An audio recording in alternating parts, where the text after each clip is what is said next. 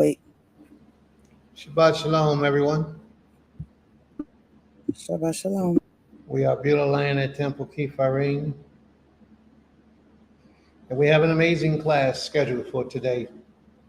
Something that is going to be very interesting to see the opinions of everyone as they speak. You know, we have like another class we do. This class lasts from 11 o'clock to 2 o'clock.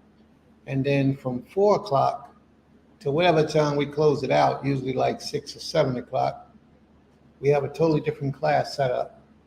So when you come in, join us. And if you're watching this later after the recording, please go back and search for the 4 o'clock class with the same date as today. Very interesting lesson. And we have a young lady that's going to join us to speak on the second half as well. Very interesting lesson. So here we go. Today's lesson is going to be, are aliens real? Does the Bible support your opinion? Whether you agree or disagree, that question needs to be asked. Are aliens real?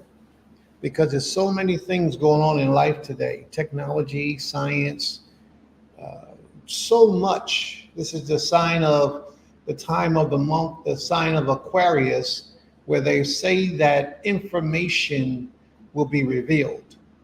And in this time, a lot of things have been revealed. Just look in the last 10 years, how much information has come out into the earth. So we'll check all that stuff up. Now, we'll check it all out. The scripture says that in these days, knowledge will run to and fro in the earth. The Most High speaks that. He tells us in these days, the last days, in those times, it doesn't mean the last days of all creation. It means the last days of that dispensation of time, because we are set in dispensations of time throughout creation. And in these last days, before this next dispensation falls in, knowledge is going to run to and fro throughout the earth. And if you look at it right now, knowledge is at our fingertips. Push the button, there it is. And it's just that quick, that easy to access. All of it ain't true knowledge, but it's there. May the Most High be praised. All right, so we're going to get started today. Today's date is what? What's today's date? January, June 29th. What I say, January 14th? June 29th, 2024. And we're going to get started. This part of our day, we like to give acknowledgments to the Most High for the things that He did for us, to us, with us throughout our week, throughout our day, throughout our year, throughout our lives. This is the time that we're grateful for all the wonderful things that the Creator has done for us, and we take the time to acknowledge it. So who would like to be first?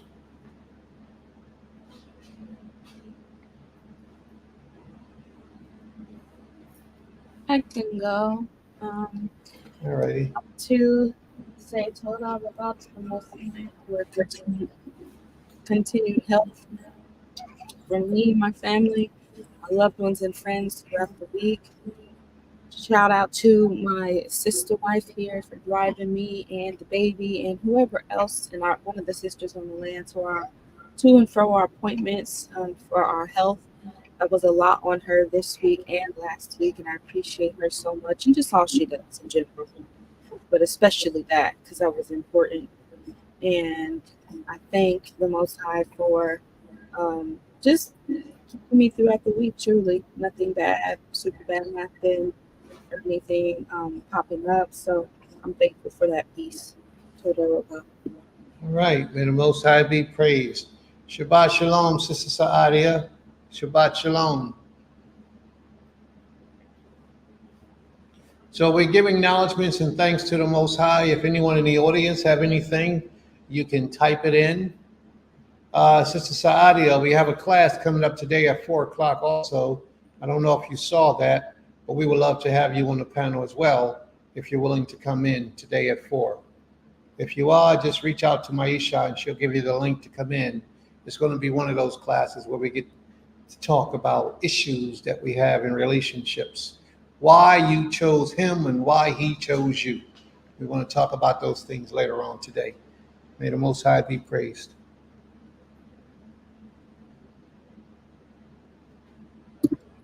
Okay, I can go next. Shabbat Shalom, Gulam, Toda Rabah to the Creator, everlasting power for allowing us to rise up, allowing me to make it to another Shabbat day through the week.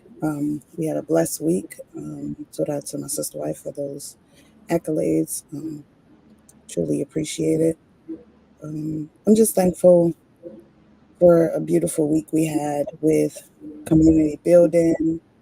And when I say community building, I mean with the community outside of our community, feeding the community, getting to know more residents of our county, and just the feedback from so many people in support of my campaign. So that's been really uplifting. I have more work to do.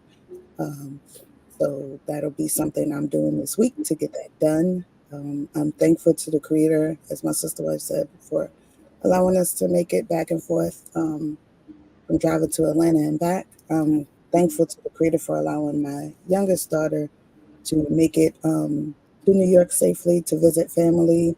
I'm thankful to my sister for holding her down for the whole week and for making sure that she made it back to the airport safely and she's back home here in Atlanta safely.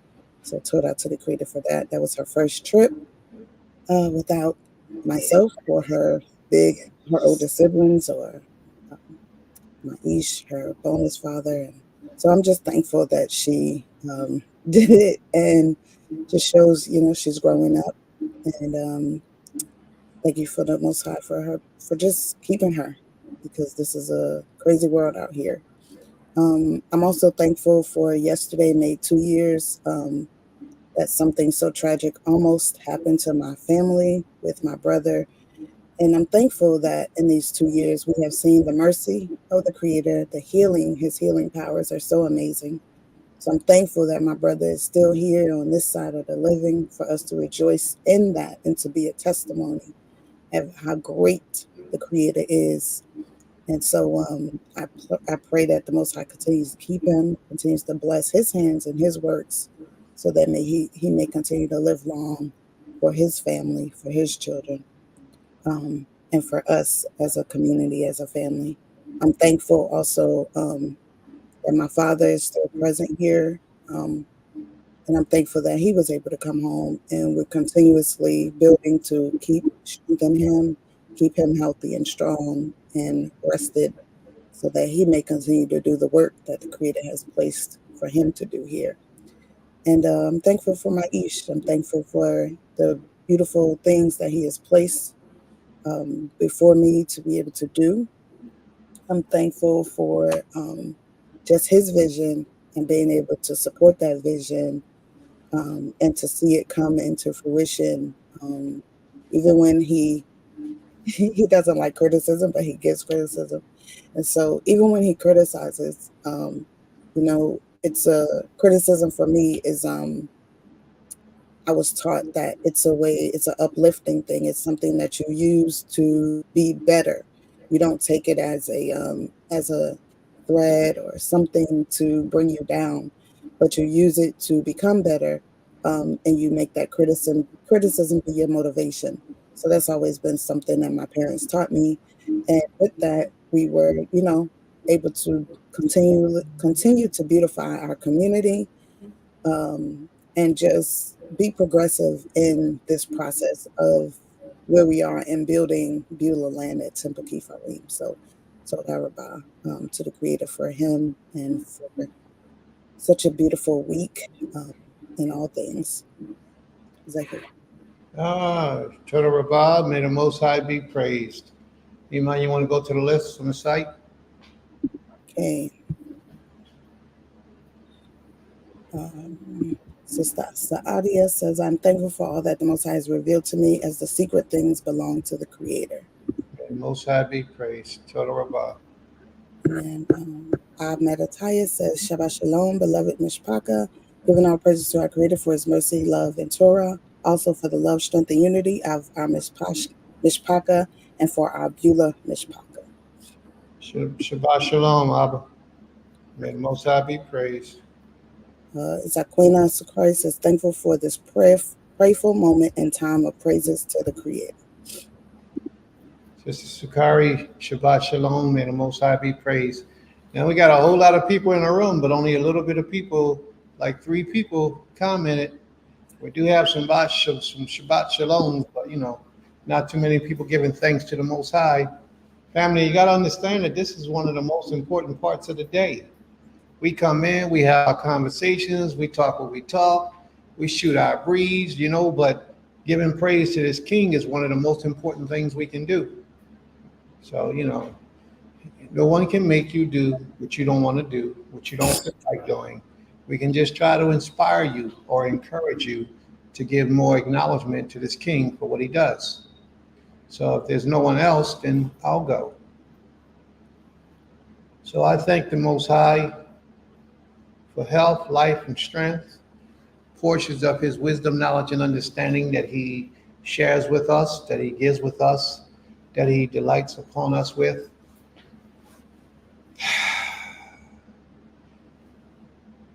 Have you ever sat back and really thought about your life? Your achievements, your accomplishments, your downfalls, the things you have done wrong, to the level of where you are in your life of appreciation. Have you ever really done that to your life? Because I do it often. I often do that form of meditation. And I have to say that I'm grateful to the Creator for where I have come from to where I am and to the vision that I see where I'm going. I thank the Creator, and I pray that you all can say things very much similar to the same, because without focus and vision, people get lost and they lose their way and they don't understand what's the road in front of them, and life just happens for them. But when you got focus and vision, you're creating your future and don't even know it. So I thank the Creator for that opportunity. I thank the Most High for allowing me to be able to do such a thing. This week has been a very strange week, another one of them strange weeks where we're moving forward and things are happening, and then you look up and it's another week that went by. I mean, really think right now, family. It was just a little bit ago, and now it's been like 2-3 weeks. Like Sister Sadia, just for example, you sat in with us. It seemed like it might have been maybe 2 weeks ago, but it's been actually like a month or a little better since the first time that you came into the platform. And now you've been here like 5, 6, 7 times and still moving. All I'm saying is that time is forever running. It's forever running past us. We can't grasp it in our hands. We only can be thankful for the time that we have. But my request would be that you all would make the most out of your time. Sometimes you got to take it back to the head and just sit back and chill. But more than that, you got to take advantage of the opportunity that you have been given and utilize your time wisely so it will be productive for your future. So I thank the Creator for putting that type of insight into my understanding. I thank Him for allowing me to get to know all of you in a manner in which I've gotten to know you. It's nobody's making you be here early in the morning, on a Saturday morning, on a Shabbat morning. There's a lot of other places where you could be, but you chose to be here with us and spend your morning with us, and we're grateful. We're forever grateful, very appreciative for the time that you share with us. So may the Most High be praised from everlasting to everlasting, because He is good. Yes, He is. All right, so we have some people coming in. I'm not going to get started with the lesson yet until they're all situated. But let's talk. Today's lesson, we're going to talk about that briefly, and then we're going to get back to Shabbat Shalom. Then we're going to get back to this portion of the class. We're going to let everybody talk. So today's lesson, family, is, are aliens real? Are aliens real? Do you believe in aliens? A lot of people have mixed reviews on that. We're going to talk. So get ready to, you can actually type in what you want now, and then when the class starts, we'll go back to it and pull it up and have our conversations. All right? A lot of people want to know. They want to ask those questions. They want to see the realness in creation. Rather, aliens are real, or is this just something that's made up? So we're going to talk about that. We're going to travel down history, how other civilizations wrote portions of history in their chronological recording devices, or however, they wasn't a device, it was in stone actually, how they kept a record of what they said took place throughout history, revealing whether aliens are real or not. We're going to talk about different things that a lot of us may have never heard of. One of the reasons why I felt this so important is because oftentimes we come upon situations and things and knowledge and understanding of things that we never heard of. So being a member or being an active participant of Temple Kifarim, we strive to change that. We want to familiarize you with the sayings and the writings of a lot of other nations, other people. We're not teaching you to worship any other power other than the Almighty. But what we are doing is we're going to attempt to expose you to how other people thought and how they felt in reference to aliens, and then how people would take this thing about aliens and make it into something else. So we're going to deal with that. All right? So would either you like to thank the Most High for anything special? Okay.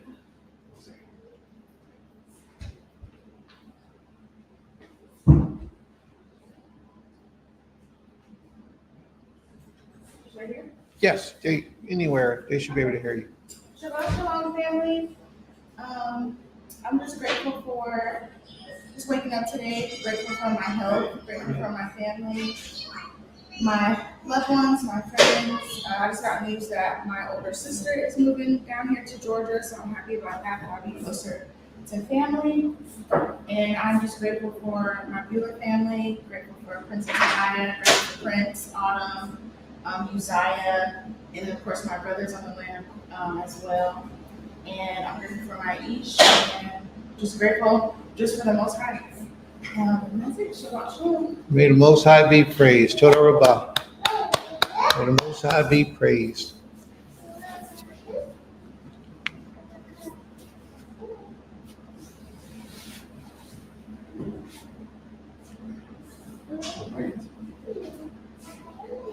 Shabbat Shalom, family. Everybody can hear me, right? Yeah, they can hear you. Today, I'm thankful for life. I'm thankful for gratitude. I'm thankful for my family, everyone that is here, my Bueller family, my immediate family, my Isha, my children. I want to say I'm especially thankful for Princess today. And I want to say, I'm grateful to the Creator for her spirit, my Abba and their spirit, together. But I'm thankful because she's always looking out for our family, my children especially. And a lot of times she comes through in so many different ways, as far as for my daughter and my Isha. I'm just grateful. I'm grateful for you, Princess, and I want you to know that. Thank you. Praise the Most High for you. I'm thankful for my brother Yahoo. I'm thankful for him today. Yeah, I'm just in the spirit of gratitude. I don't really have too much to go into, but I'm just thankful for life, health, and strength, and I'm just thankful to see another Shabbat day. All right. May the Most High be praised. May the Most High be praised. And I wanted to, well, I'll wait until after you finish. Iman, you want to do the list? Mm-hmm. Um, so, Ben Yahoo says, Shabbat Shalom, family. I'd like to thank the Creator for life, waking us up another Shabbat to receive portions of His wisdom, knowledge, and understanding. Thankful for my Beulah family and righteous leaders. And he said, thankful for brotherhood and sisterhood and Yisrael uniting to the best of our abilities to please the Creator. May the Most High be praised. Look who popped in, Sister Aisha. Look who popped in. Shabbat Shalom, sis. Good to see you. Let me give you a big hug. Give you a hug through the internet. Did you feel that? I hope you did. And give them little boys a pound for me. Give them little boys some love for me. All right. So we have Zakaria. Shabbat Shalom, Sister Zakaria. Shabbat Shalom. All right. I am king. I like his point of view. He's king. He says aliens are fake. He don't believe in aliens. Aliens are fake. Go ahead, bro. I got you. We're going to test it out, though, man. We're going to see what's going on. And we're going to find out if they real, they fake, possibly in another existence. Okay. We're going to see. All right. Depending on the outcome of this, I think they are real. I'm going to share this with my Nubian friends. You're going to share it right now because you can share the link right now and it'll fill a room up to 1 million people. It's a whole lot of people walking around Nubia now. It's a whole bunch of them. Whole bunch of them. Let's get started. I think they are, but I'm not sure what form. Okay. Now, throughout this, I'm going to talk a little bit about my own personal experiences. Oh, okay, I'm sorry. Please, go ahead. Move forward, please. More Zachariah says, I am so grateful. I am so grateful for the way Abinu Yehovah shows up in our lives. I am grateful for the opportunity to serve the Almighty in such a beautiful capacity. I am thankful He gives us opportunity to repent and give Him our best. May the Most High be praised. Toda Rabbah. Toda Rabbah. It's a special situation there. So as I was saying earlier, family, we're so grateful to have you all take time out of your Shabbat day to join us and to be with us, especially on this platform for this conversation. May the Most High be praised. Toda Rabbah. Are aliens real? Does the Bible support your opinion? So let's get a little bit of chatter going on first, family. I mean, people, let's talk. Are aliens real? Do we believe in aliens? Or are they something that is man-made, man making it up, man talking about? You know, you look on YouTube, Facebook, Instagram, all those things, and you see a lot of people who have claimed to seen certain things. Like when I was a little kid, I was in maybe like the third or fourth grade. Yeah, somewhere around that time. And I used to live in West Philadelphia. And I remember standing out on the sidewalk, looking over top of my house and seeing what I understood was a spaceship over top of my house. And then it just took off. Now, I could say that, but how many people really going to believe me? So that's why what's the use in saying stuff and nobody's going to believe you anyway? How many of you have had experiences with things that you understood to be a spaceship or an alien or some extraterrestrial life force? Anybody other than me? Am I the only one? See, I want to start this conversation with interaction and exchange from you all first to get your mind moving, get your mind thinking about this situation. This class was a little hard for me to bring forward today, and I'm going to tell you why. Because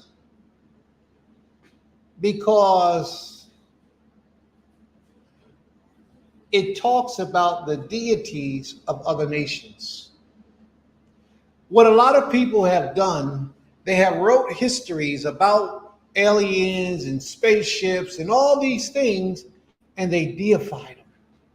They made them gods. They made them creators. They made them the ultimate force in all energy. We're going to read today some things about things called the Anunnaki Anybody familiar with the Anunnaki? Nephilims. Nephilims. Anybody heard of the Nephilims? All right. We got a whole slew of words. Zamzummim. Anybody ever heard of the Zamzummim? Rapha. Rapha is another word for the aliens that they speak about, that we're going to read about. A lot of these things people never heard of. Did I say Anunnaki? I did say Anunnaki. What's the Anunnaki? Anybody know what the Anunnaki is? I think there's a fallen angel. They're fallen angels? Okay. What you say, bro? Yeah, I would say, the story of the Anunnaki is it goes into supposedly aliens coming here to start to take control of the planet. But I know them as fallen angels as well. Aliens coming here to take control of the planet. Right. To do what? For what purpose? To build. For what purpose? And build what? Their own civilization? Yeah. Their own Close. civilization. Very close. Mankind, human life, their own man. Like Their own man? Their own man in a sense. Yes. All right. So there's a lot of folklore, a lot of history, and a lot of mystery about a lot of things that have taken place with the Anunnaki. The Anunnaki is supposed to be a species of, many people put it, a god form. They're supposed to be aliens who came to the earth. There's so much history in this. It's a lot of information. Don't hold anything to me that you hear today that I don't say is from me. What I read today was copied directly from their writings, placed on the chart so you can see. Some of the things I'm going to talk to you about today is what they believe, their history from other sources that I grab the information from to present it to you. But the Anunnaki is supposed to be a race or a civilization that live in Nibiru.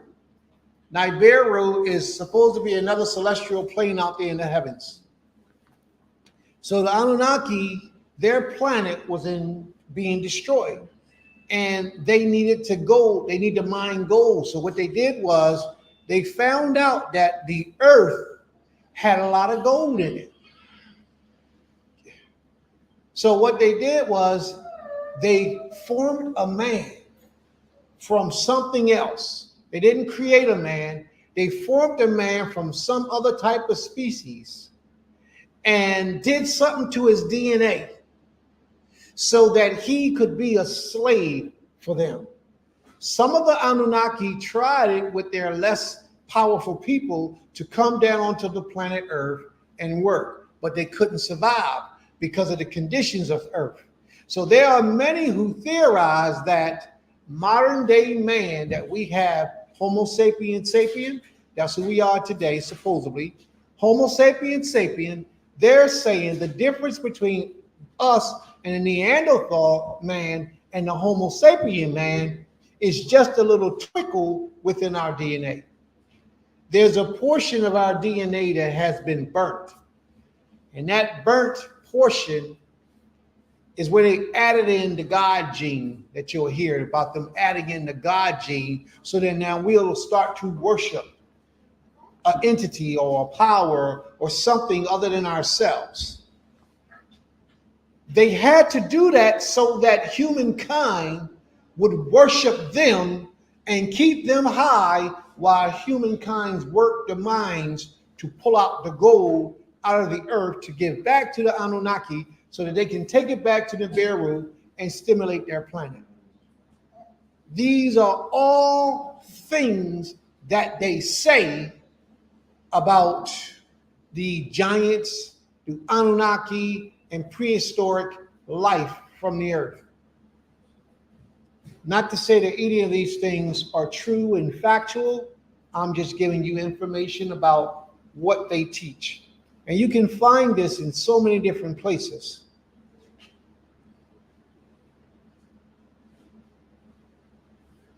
Yes, Greek. deities live off the worship of humans. Yes, in a way that's true. So don't let this be the end of your search and the end of your research and your knowledge, because there are a lot of things that take place. But I want to reveal something to you that you might not be so aware of. There are things in the Bible that stimulates the ideal and the conception of aliens' life. That aliens live, that they're real. Let's think for a moment. Spaceships and all those type of things. The Ark of the Covenant. Let's start with the Ark of the Covenant. The Ark of the Covenant was something that we made on earth. And we made it out of gold. It was wood, it was overlaid with gold. And it was in a certain shape, a certain form. And this certain form radiated energy. People don't understand that, they don't know it. It was made out of gold and shittim wood and pure gold. It was all gold, all over, which within itself is some type of electromagnetic radiate force field, some type of way, because gold attracts electricity. Gold attracts vibration. Gold is a conduit of electricity. So the Ark of the Covenant, if someone was to touch it, they would die. You know, almost as if the energy from it was some type of radioactive or some type of energy that would send somebody instantly to death. And we know that it was because the Creator said it was. And we have to accept what the Most High says. He says, nobody is to touch the Ark of the Covenant. Does everybody know what the Ark of the Covenant is, first of all? Y'all not sure what the Ark of the Covenant is? Okay. The Ark of the Covenant was a box that used to sit in the holies of holies, right before the Almighty. It was overlaid with gold, and it had two cherubims on top. Each cherubim, their wings was facing each other.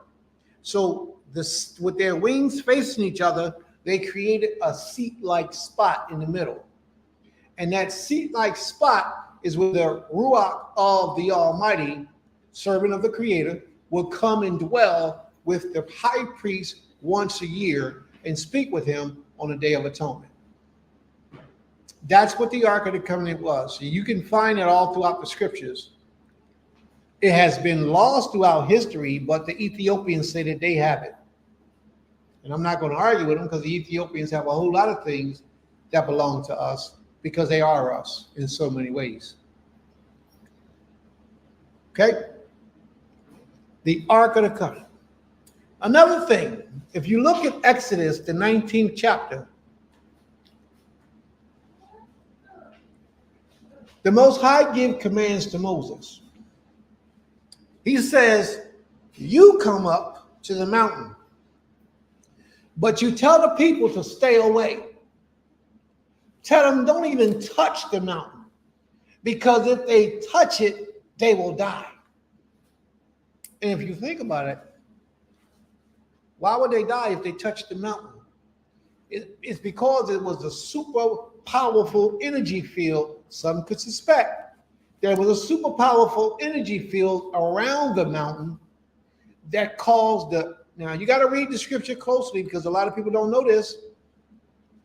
When you read that scripture in Exodus, the 19th chapter, the mountain actually lifted up off the ground. It elevated up off the ground. You have to read it carefully and you'll see it. It lifted up off the ground. Fire was issued all around the mountain. Fire came off from around the mountain. Lightning and thunder and earthquake and a roaring. All these things was how the Most High chose to speak to the children of Israel when he gave us the commandments. What we heard was the commandments being delivered to us. But what the surrounding nations heard was lightning and thunder and roaring and all those types of things. But that ground lifted up. Fire was shooting out. as if it was some type of machine or some type of flying device that actually had radiation or something coming out. And if you touch the foot of the mountain, you would die. But that's just paraphrasing for some of the things. Let's get into some of the comments that we have here. Ima, would you like to, post some of the people's opinions about what they feel, what's going on here today? Well, first we got AIM with her. AIM just wanted to thank the Creator. All right. And Kitar says, Shabbat Shalom, family. I am thankful for another chance at life and especially grateful to Prince Israel and the family for adding more beauty to my existence this week. May the Most High be praised. You added all that to our existence, AIM, but thank you. Mm-hmm.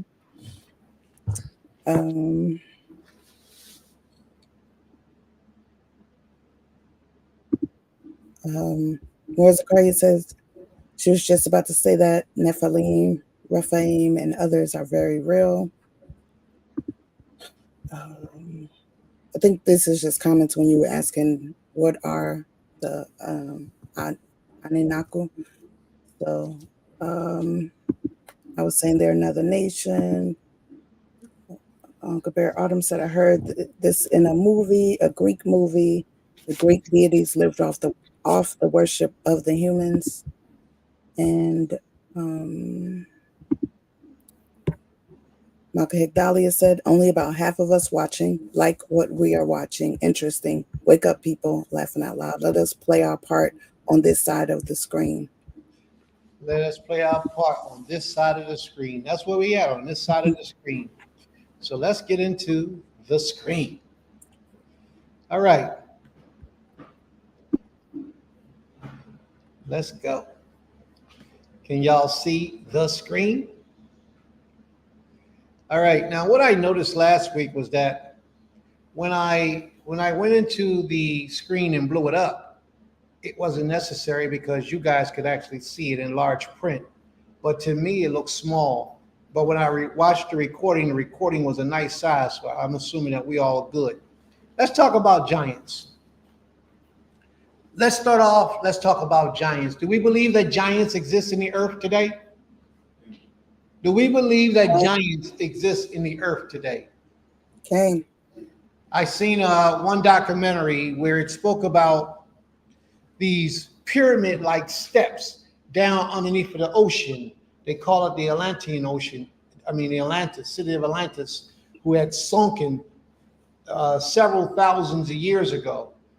And these steps were so big that, and they showed it on the video, that in order for somebody to walk up that step, they had to be about 50 feet tall in order for somebody to walk up them steps, because the steps were so humongous and they're in the bottom of the sea. I've heard that, I read that, I've seen it on the videos. Don't mean that it's necessarily true, because they can make up whatever they want to make up and make us believe whatever they want to make us believe. But I want to go back to the history of the Tanakh. We all accept the teachings of the Torah to be solidified and to be real and to be concrete, to be true. You follow me? So now in the scriptures, let's go to Deuteronomy, the chapter 3, verse 11. Let's go there first. And we're going to talk about a man named Og, king of Bashan. Do y'all remember when our forefather was fighting Og and king of Bashan? Ima, can you pull those scriptures up and read them from the background for me? Cain. Og, king of Bashan, Deuteronomy 3 and 11. Let's see what it says about Og, king of Bashan. Right now we're talking about giants. You remember Goliath? He was 9 feet tall. 9.5, 9 3/4, almost 10 feet was Goliath. And he was one of these people that we're talking about like in today. But I never noticed that king of Bashan was one of these people. Read on, please. All right. So Deuteronomy chapter 3, verse 11. For only Og, king of Bashan, remained of the remnant of giants. Behold, his bedstead was a bedstead of iron. Is it not in Rabbah of the children of Ammon? 9 cubits was the length thereof, and 4 cubits the breadth of it, after the cubit of a man. 9 cubits. That's almost 10 feet. 9 cubits was the length of it. He was a huge man. King of Bashan. Now let's read in Joshua chapter 12, verse 4.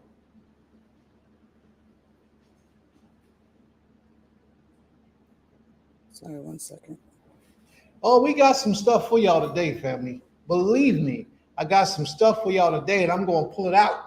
And we're going to experiment. We're going to see what the scripture says about aliens. Read on, please. All right. Yehoshua chapter 12, verse 4. And the coast of Og, king of Bashan, which was of the remnant of the giants that dwelt at Asheroth and at Edrei. So we got Joshua and we got Deuteronomy saying that Og was a giant. You don't need to read no more. Let's go to 13 and 12 of Joshua.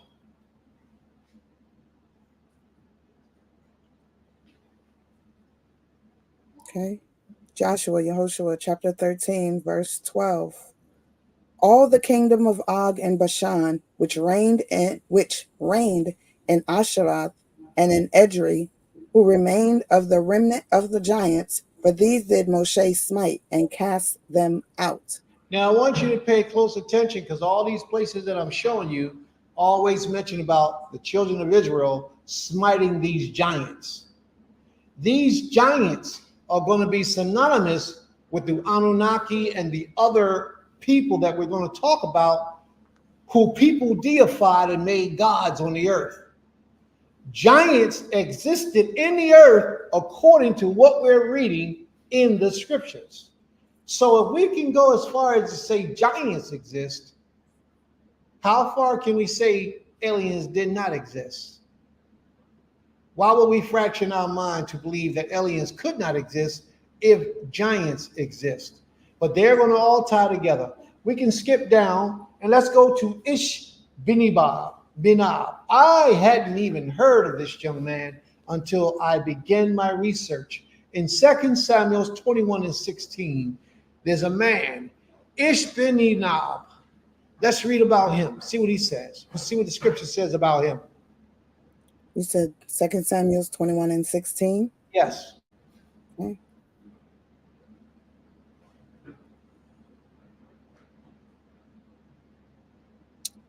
Second Samuel chapter 21, verse 16. And Ishbi-Benob, which was of the sons of the giant, the weight of Sons of the giants. Read on. the weight of whose spear weighed 300 shekels of brass in weight. 300 shekels. Read on. He being girded with a new sword, thought to have slain Dawid. Read it to the end. Verse 17. But Abishai, the son of Zeruiah, succored him and smote the Philistine and killed him. Here we got another victory of the children of Israel killing the giants. Read on. Then the men of Melech Dawid swear unto him, saying, Thou shalt go no more out with us to battle, that thou quench not the light of Yisrael. See how they protect their king? Say, you ain't going out to battle with us no more. You stay back. You too important. Read on, please. Go down to verse 18. Okay. Verse 18. And it came to pass after this, that there was again a battle with the Philistines at Gob. Another battle with the Philistines at where? Gath. Read on. Watch this. Then Sibbecai, the Hushanite, slew Soph, which was of the sons of the giants. Soph, which was of who? The sons of the giants. Come on, family. I mean, you can believe it if you don't want to believe it. I mean, if you don't want to believe it, you don't have to believe it. But if you believe in Torah, then you have to believe it, because the scriptures is showing us all through the book where giants existed. Read on. Let's go down. The words as appear in King James Version as translated of the Hebrew word Nephilim. Ima, go to Genesis chapter 6, please. Genesis 6. Now I Okay. got to make some clarification for you, and I got to clear it up because a lot of people are confused about this one particular subject. None of you have to hold your thoughts. Anything you want to say, type it in the room. Please type it in the room, and we're going to go back and we're going to address it. Let's talk. Genesis chapter 6, verse 1. Okay. And it came to pass when men began to multiply on the face of the earth, and daughters were born unto them. When did men begin to multiply on the face of the earth? You got to go all the way back to creation for that portion. Mhm. All the way back to creation when men began to multiply on the face of the earth. And then when daughters was born to them, read on. Verse 2, that the sons of the Creator, That the sons of the Most High, saw the daughters of men, they that they saw were, the daughters of men, that they were fair, and they look good. Just like a son to see a daughter and say she look good. Go ahead. and they took them wives of all which they chose. And they took them wives of all that they chose. Why did I take the time to read that? Because a lot of people, when we get to this next verse, a lot of people try to say that this next verse was a result of what we just read, but it's not. What's the next verse, please? Next verse, verse 3. And the Most High said, my spirit shall not always strive with man, for that he also is flesh. Yet his days shall be 120 years. Verse 4. There were giants in the earth in those days. There And was also what? there were giants in the earth in those days. Now, when you look that up, it's going to say there was Nephilim in the earth. So we then took the giants all the way back to the beginning of creation. When men began to multiply on the earth, giants was here as well. Well, where they come from? Oh, they in our history, in our genealogy. Do not associate the giants with a production of the sons of Elohim with the daughters of men. Two different situations, two different scenarios. The only thing is that they're letting you know that during the time that took place, there were giants in the earth also. Go to Numbers, the 13th chapter, please. Verse 33. Another word for giant. First we have Nephilim. Now we have Rephaim. Rephaim is another word for giants. Go to Numbers 13th chapter, verse 33, please. Okay, I'm here. Numbers chapter 13, verse 33. And there we saw the giants, the sons of Anak. The sons of who? Anak. I want y'all to remember that name. The sons of Anak. They're giants. Remember that name, Anak. If you don't remember anything else, now remember that that's short for Anunnaki. Remember the name Anak, because we're going to get into that a little bit later on. Read on, please. And there we saw the giants, the sons of Anak, which come out of the giants. And we were in our own sight as grasshoppers, and so we were in their sight. Do you know how a grasshopper looks to us today? Mhm. You know how small a grasshopper looks? So how big Mhm. was these giants? I tell you what, when Joshua and them came back from the land of Canaan, where the Nephilims was, they carried clusters of grapes. It took 2 men to carry 1 cluster of grapes. That's how big the grapes were. Mm. So if the grapes was this big that it took 2 men to carry, how big was the people who was eating the grapes? How big is a grape to you? Mm. I mean, come on, we read these scriptures all the time, but sometimes we don't really understand what we're reading because we just go through it. Or whatever the teacher's talking about, we just let the teacher talk and we just move through it. But we don't really take the time to conceptualize what's being said here. It took 2 men to carry 1 cluster of grapes. So how big was the people that was eating the grapes?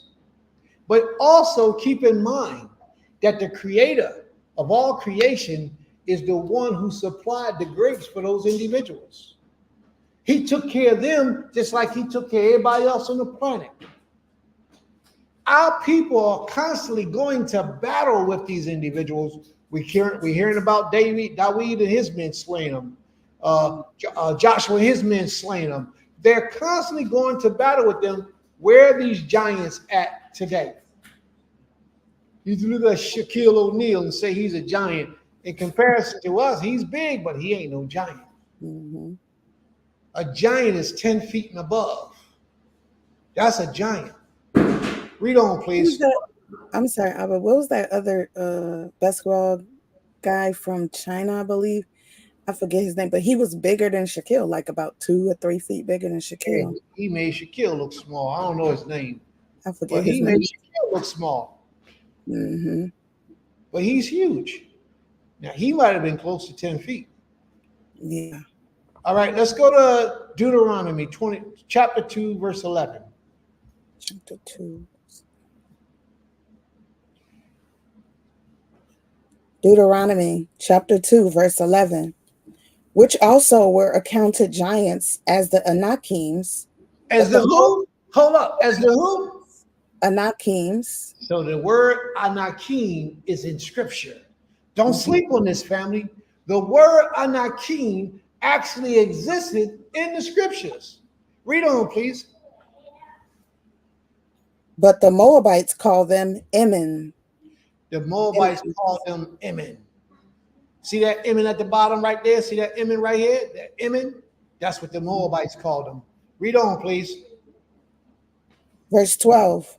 The Horims also dwelt in Seir before time, but the children of Esau succeeded them when they had destroyed them from before them and dwelt in their stead. The children of Esau destroyed them and dwelt in their stead. You got to remember all that land, Seir and all those places, they're all tied together. Read on, please. Verse 20. You want me to go down to verse 20? Verse 20, please. Okay. Verse 20. Deuteronomy chapter 2, verse 20. That also was accounted a land of giants. Giants dwelt there in old time, and the Amorites called them Zazumims. Zazumim. How much proof do you need that giants existed in the earth? How much more proof do you need? Zazumim. Go to Deuteronomy chapter 3 and 11, please. Deuteronomy chapter 3 and 11.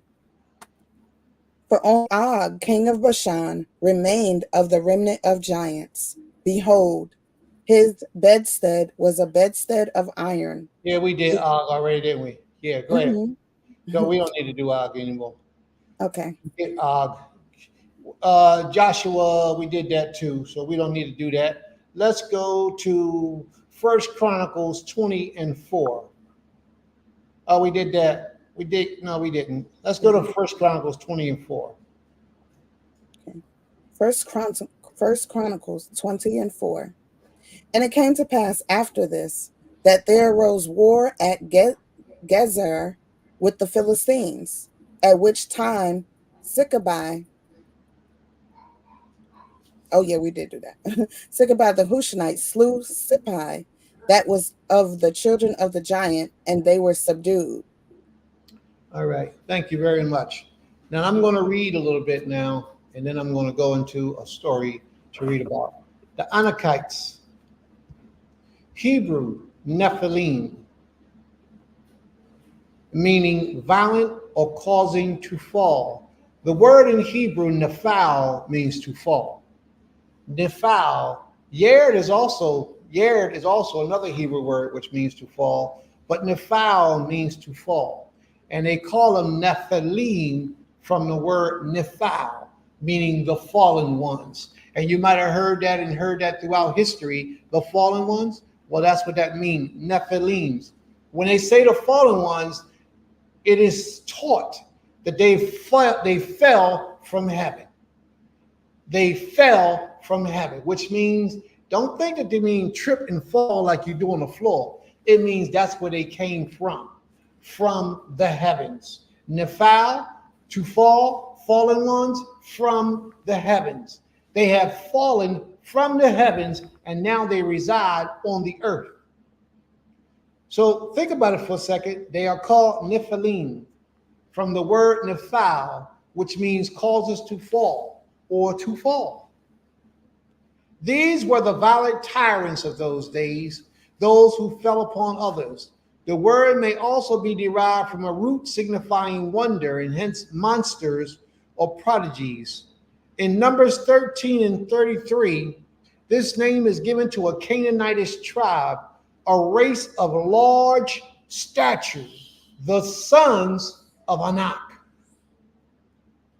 The sons of Anak. The Revised Version in these paragraphs simply translate the originals and read Nephilim. All right, so now we're on the word Rephaim. Is a race of giants who lived on the East Jordan, from whom Og was a descendant. They were probably the original inhabitants of the land before the immigration of the Canaanites. They were conquered by Chedorlaomer, and their territories was promised as a possession to Abraham. The Anakim, Zizum, and Amin were branches of this stock. So all three of those names of people, Anakim, we're going to talk about that a little bit later. Zumzim and Emim, all came, they were all branches of this stock. In Job, well, see, the story of Job only talk about mighty ones. Job is not talking about things like what I like to talk about right now. So we're going to skip past that portion. Anakim, you find Anakim in these scriptures here, Deuteronomy 2 and 11, Deuteronomy 2 and 10, Deuteronomy 2 and 21, Joshua 11 and 21, Joshua 11 and 22. If you got a pen and paper and notepad, you want to write this down, these are all the places where you find Anakim. And we're going to touch on that in a minute. What I want you all to remember, though, I want you all to remember to like, share, and subscribe. Like, share, and subscribe this page. More people need this understanding and knowledge because we get exposure to a lot of things that most of us haven't been exposed to. More people need this. Share this to your social media page. Share it to your Facebook page, your Instagram. And if you got people in your phone that you just like to bring into this knowledge, share them the link and see if they can be a part of this as well. There's another form of giants called Emim, and they were a warlike tribe of the ancient Canaanites. They were great and many and tall as the Anukims. You find that in Genesis 14 and 5. Now, the Zuzimim you find in Deuteronomy 2 and 20. And the Gibor, HaGibor. Now, that's the thing. Gibor means strong, powerful, mighty, a champion or hero. In its plural form, Gibarim is rendered mighty men. The hand of 600 whom David gathered around him when he was a fugitive were so designated as mighty men. They were divided into 3 divisions of 200 each and 30 divisions of 20 each. The captains of the 30 divisions was called 30, the captains of the 203, and the captains of the whole was called chiefs. And that's how you get the title of a chief man. We've already covered Deuteronomy 6 and 4, when it makes reference to the Nephilim. So we're going to read it. The Nephilims are referenced in Genesis and Numbers and are possibly referred to in Ezekiel. The Hebrew word Nephilim is sometimes directly translated as giants or taken to mean the fallen ones. From the Hebrew Nephal. Nephal means to fall, but the identity of the Nephilim is debated by scholars. All right, before I continue on, Ima, let's go to the comments. Is there anything we need to mention in the comments?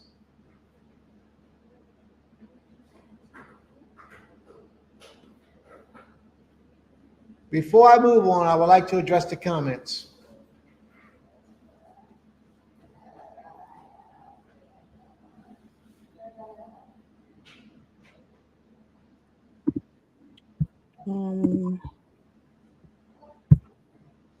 I didn't see any more comments. You don't see where Oh, Asadia? I see. Yeah, my bad. Her question is, Saadia's question is, do you feel as though because the level of energy, oxygen was of a much higher content that the giants were able to be sustained? Well, I'm sure they would have to have had more energy or more level of oxygen than what we have, I'm sure, but I don't know how, depends on how tall they actually were, how much oxygen was up there. I don't know how tall they actually were, but I would assume that they had to have had some type of form of oxygen to sustain them, because they would have just passed away. They wouldn't be able to exist.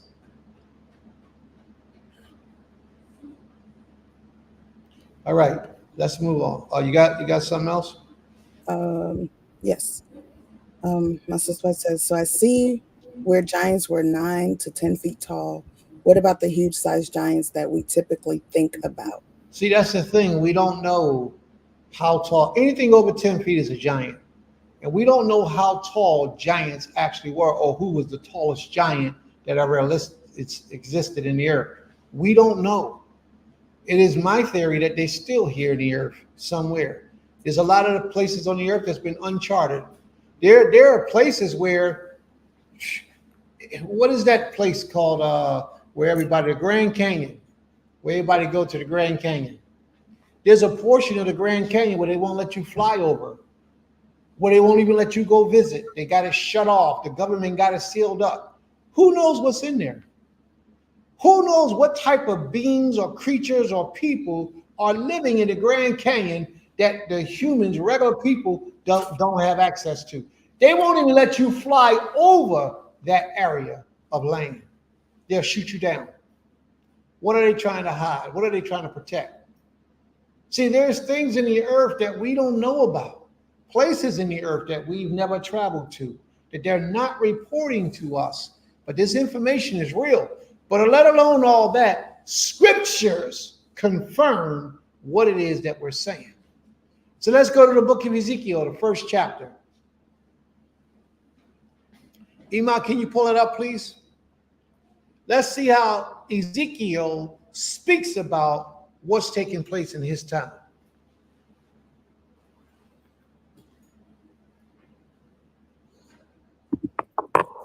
That's right. Antarctica also has places they don't let you travel to. They won't let you fly over. They won't let you visit.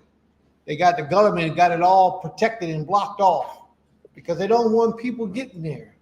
But we having a friendly conversation. Let's read. You ready? Ezekiel chapter 1. Now, Ezekiel, anybody here don't accept the book of Ezekiel? Raise your hand, please. Let me know if you don't accept the book of Ezekiel. I think we all accept it.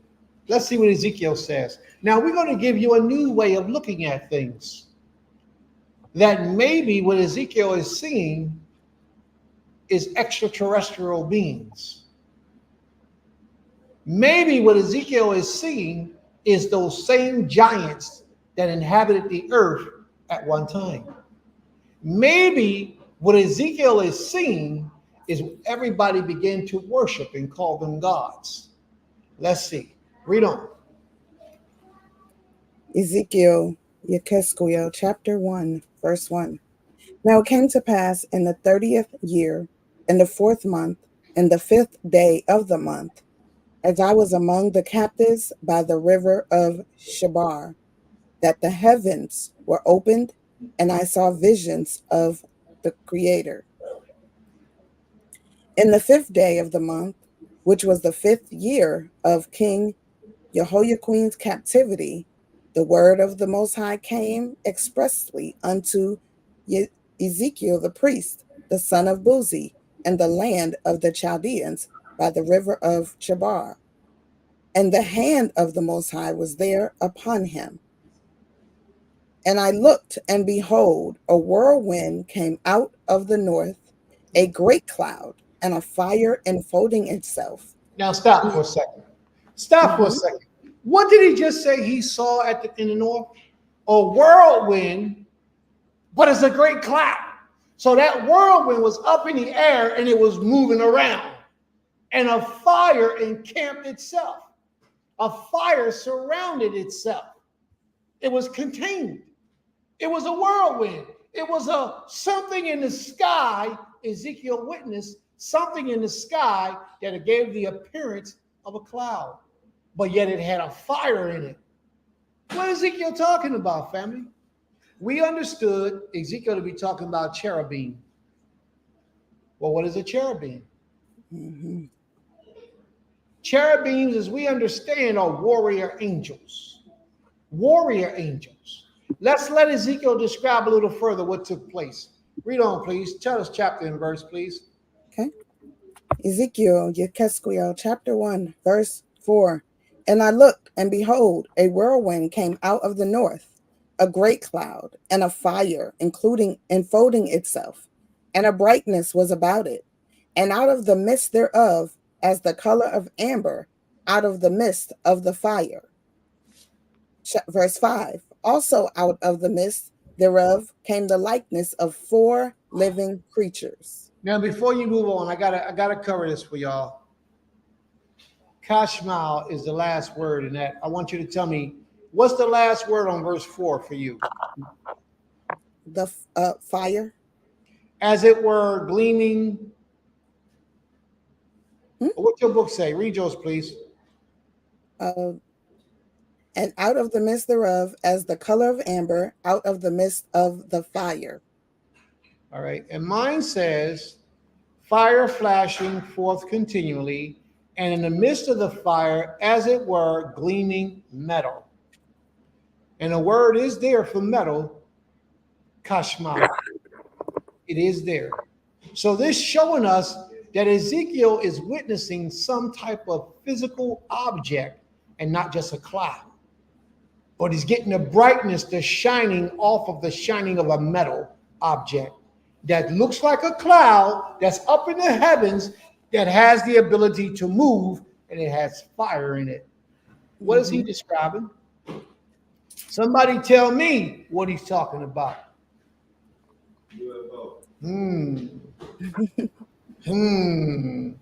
Let's read on, please. Ezekiel? Yes.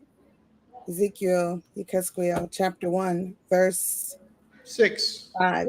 5. Pick up at 5, please. Also, out of the midst thereof came the likeness of 4 living creatures. Out of the midst of the fire of the cloud came the likeness of 4 living creatures. So that what he just got finished describing was a transportation vehicle. It was some type, even if it was a cloud wrapped up in the cloud with fire, it was some type of transportation vehicle. And out of that came 4 living beings. Read on, please. And this was their appearance. They had the likeness of a man. Is there anybody here who don't believe in the book of Ezekiel, who don't accept the book of Ezekiel, who say that the book of Ezekiel is garbage, I ain't accepting that? Sometimes people do that when they see things that contradict what they believe. So if you believe or if you don't believe in the aliens, Ezekiel surely did. And Ezekiel is testifying to the fact that alien life is real, that it exists. He's testifying to it. We already talked about the giants. Now we're talking about the aliens, and then later on we're going to tie it all together. Read on, please. Verse 6, Ezekiel, Yekesquiel, chapter 1, verse 6. And everyone had 4 faces, and everyone had 4 wings, and their feet were straight feet, and the sole of their feet was like the sole of a calf's foot, and they sparkled like the color of burnished brass. And they had the hands of a man under their wings on their 4 sides. They had the hands of a man underneath of their wings on their 4 sides. Straight cherubims. Read on, please. And they four had their faces and their wings. Verse 9. Their wings were joined one to another. They turned not when they went everyone straight forward. As for the likeness of their faces, they four had the face of a man, the face of a lion on the right side, and the four had the face of an ox on the left side. They four also had the face of an eagle. Thus were their faces, and their wings were stretched upward. 2 wings of every one were joined one to another, and 2 covered their bodies. Verse 12, and they went everyone straight forward. Whither the Spirit was to go, they went, and they turned not when they went. Wherever the Spirit was to go, they went. Read on. Verse 13, and as for the likeness of the living creatures, their appearance was like burning coals of fire. As And- for the likeness of the living beings, they had a glow. They glowed. I want y'all to remember that too. They glowed. They had the likeness of fire. Read on. Burning coals. Mhm. Like the appearance. And like the appearance of lamps, it went up and down among the living creatures. And the fire was bright, and out of the fire went forth lightning. And the verse 14, and the living creatures ran and returned as the appearance of a flash of lightning. That means they moved swiftly, just like lightning, swiftly. Read on. Verse 15, now as I beheld the living creatures, behold, one wheel upon the earth by the living creature with his 4 faces. Verse 16, the appearance of the wheels and their work was like unto the color of a beryl, and they 4 had one likeness, and their appearance and their work was as it were a wheel in the middle of a wheel. A wheel in the middle of a wheel. What is he describing? Something moving. A wheel in the middle of a wheel is something that's moving. You know, in our cars today, we got those things they call spinners. What they do? They look like a wheel in the middle of a wheel. But he ain't talking about that unless they had spinners on their spaceships. Read on, please. Yes. Ezekiel, Yekesquiel, chapter 1, verse 17. When they went upon their 4 sides, and they turned not when they went. As for their rings, they were so high that they were dreadful, and their rings were full of eyes round about them 4. Wow. He said that they were big, super large, and their appearance was dreadful. Read on. Verse 19, and when the living creatures went, the wheels went by them. And when the living creatures were lifted up from the earth, the wheels were lifted up. Verse 20, whithersoever the Spirit was to go, they went. Thither was their spirit to go, and the wheels were lifted up over against them. For the spirit of the living creature was in the wheels. So let's stop for a second. Okay. Let's go back to the comments. What we got going on, y'all? Okay. What's in the comments? I want to hear what y'all got to say. But I'm going to it.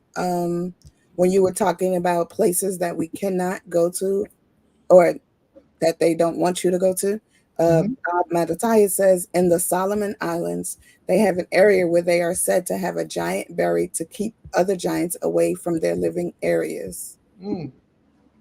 Thank you for that information. And then Brother Reyes says, Shabbat Shalom. As to extraterrestrials, it's not human of this planet, so how else would it be named? To the revival, brother.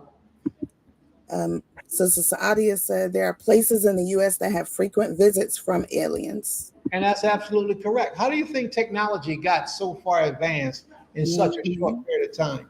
Right. Sister Ornette says, reminds me of the angels that led our people and Moshe through the desert. And she's right. And that angel, as the Most High said, he resided in a pillar of a cloud. Mm-hmm. And then that angel also shined his face through the cloud and scared the Egyptians, just like Ezekiel says how their appearance was frightening. Mhm. So all this is all tying together. For anybody who don't accept that alien life is real, then they don't believe in the Torah or the Tanakh, because the Tanakh confirms it. Read on, please. I mean, go ahead. Get the rest of it, please. Brother Reyes says, the Elohim that ate with Abraham, the ones that delivered Lot, and they thought they were men, so must have had some type of resemblance, and of the prophet who described one whose eyes were like fire. There you go. May the Most High be praised. Sister Aisha says, sometimes I believe they have meetings in the clouds. Sometimes lightning will be in the clouds with no rain or storm. Absolutely. Absolutely. And it happens. Are there any other comments? Yes. She also says, my elevation is high compared to some places. Hmm. And then I think she's saying her elevation where she lives. And then Brother Reyes says, and his body was clear like a diamond or sapphire. Cain, he agrees.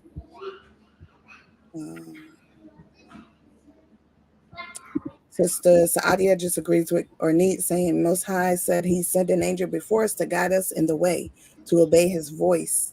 Absolutely. Um, I like how y'all are tying all this back to the angelic host as well.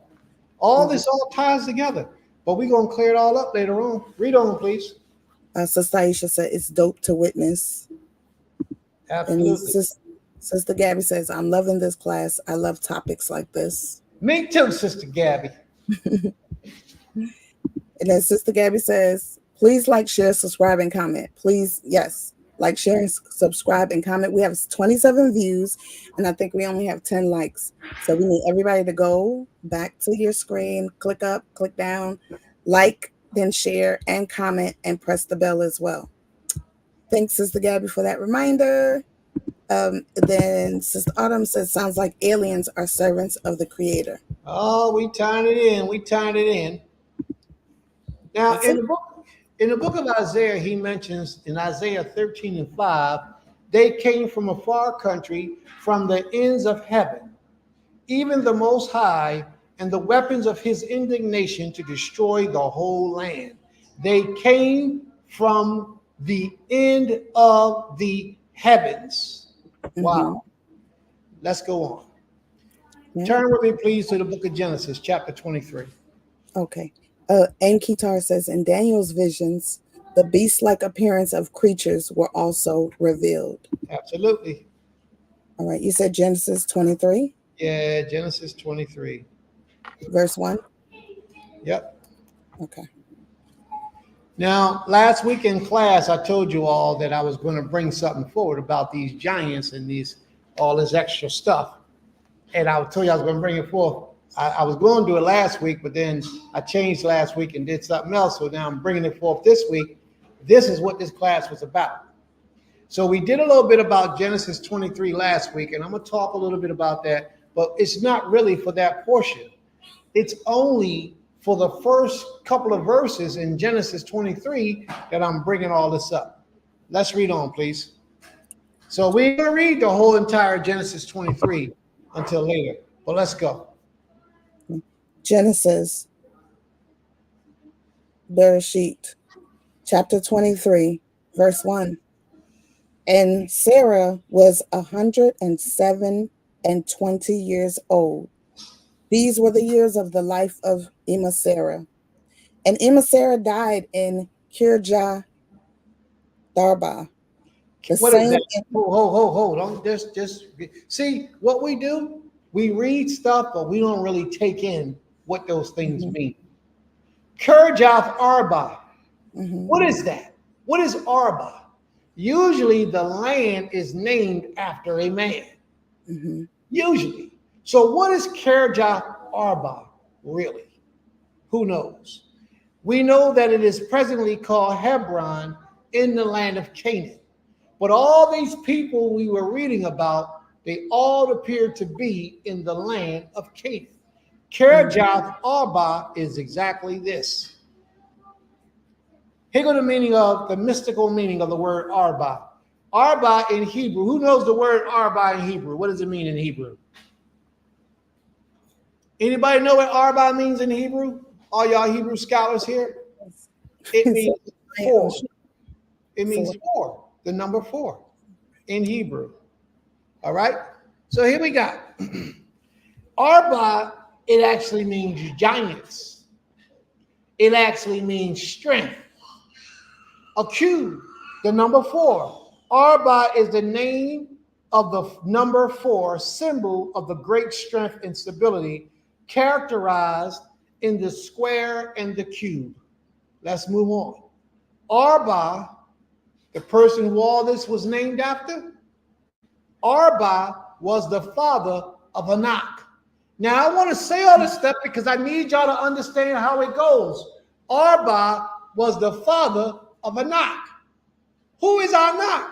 The Anakim. The mystery system of the Anakim. Watch, it's all going to fall in place. Arba is the name of the land,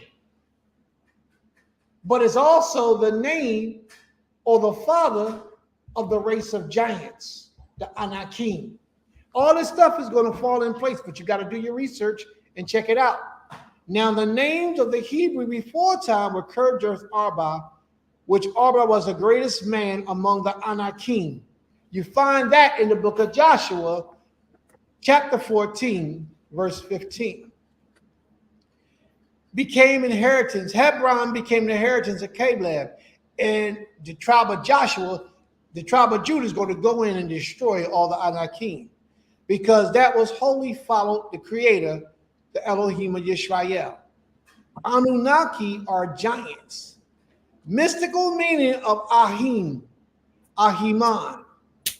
Ahiman was the son of Anak. Okay? Brother, his name, Ahiman, means brother or portion or brother of allotment, or literally a gift. He was one of the 3 sons of Anak, and you find that in the book of Numbers, the 13th chapter. Anak and his sons were all giants in the land of Canaan. They were driven out by Caleb, who were finally killed by the Judites. Meta, Anak, and his sons lived in Hebron. Hebron signifies the front brain. Think about it, family. Hebron or Hebron, it signifies the front brain or seat of conscious thought. So let's examine this for a minute. These giants that people worshipped, they worshiped them because they did things that ordinary people wasn't able to do. And it might be because they had access to their brain, that part of the brain that has been taken away, that third of the brain that most of us don't even utilize today. They may have had full access to their brain, so they was able to create spaceships and air and crafts that could levitate and take them to places that we today are not able to make unless we imitate from them, because we don't have full access to our brain. These men that we're talking about had these types of things, had this type of consciousness. It's just funny how Hebron means conscious thought, the seat of conscious thought. Yes. Hebron, yes. Ebron. Hebron and Hebron is synonymous. They represent certain strongly entrenched intellectual reasoning that derives their energy from the elemental life force and subconscious mind, Canaanites, because they have become such a deeply established part of the inherited race thought. Anak. Anak. Let's deal with Anak for a minute. A giant, long necklace, Hebrew pronunciation, is a figure in the Hebrew Bible. His descendants are mentioned as narratives concerning the conquest of Joshua according to the book of Numbers. Anak was a forefather of the Anukim, a Rephi tribe according to Deuteronomy. In their report, 10 of the 12 spies associate the Anakim with the Nephilim. And you find that in this website right here, all that information that I just read. Now, I don't want to talk about this yet, so let's talk about the epics of Gilgamesh. Anybody familiar with the Gilgamesh epics? Are anybody familiar with the epics of Gilgamesh or the Gilgamesh epics? Anyone? If you're not, you will be as of today. Ima, are you able to read this? Can you see it well enough to read it? Okay. All right. Would you mind getting started for us, please? Now, this is a summarization of the epics of Gilgamesh. Read on, please. Okay. The Epic of Gilgamesh. The oldest surviving literary work is the Epic of Gilgamesh. Now, what do they say? The oldest surviving literary work Mhm. is the Epic of Gilgamesh. And I believe it's like 7 tablets, I believe it is. Read on, please. It was composed nearly 4,000 years ago in ancient Mesopotamia, roughly equivalent to where Iraq and eastern Syria are now. No one knows who wrote it or why or what readership or audience it was intended for. It is preserved on clay tablets in the earliest known alphabet, which is called cuneiform. Cuneiform script, because the scribes who wrote it formed the letters by making wedge-shaped cuneiform dents in wet clay with bits of reed. All right, stop for a second. Cuneiform, for those who may not know, was the earliest written language known to man. The ancient Sumerians, not Sumer that we are familiar with, Sumerian that we're familiar with, like the northern tribes of Israel, not them. Way back in ancient Sumer, on the other side of Babylon, there was a race of people that they call Sumerians. And those ancient Sumerians predated the Egyptians. Look it up, verify it. The Egyptians, through history, has been noted as coming from the Sumerians. A lot of Egyptologists don't want to admit that fact, but it's a fact. The Sumerians is the oldest civilization known to man that we know of, who had a written language. The oldest civilization known to man who had a written language, which was called cuneiform. The Epics of Gilgamesh was written in this cuneiform. And this is what we're getting ready to read about today. Now, who was the oldest nation who had a written language that we understand? What was their name? Sumerian, ancient Sumer. Ancient Sumer was who the people were. That was right outside of Babylon. Read on, please. Let's see what we got. Okay. For centuries, the secret of how to read cuneiform script was lost. Then in the 1870s, a self-taught working class Londoner called George Smith studied clay tablets in the British Museum, cracked the code, and brought the Epic of Gilgamesh to light. The epic tells the story of a king, Gilgamesh, whose mother is a goddess.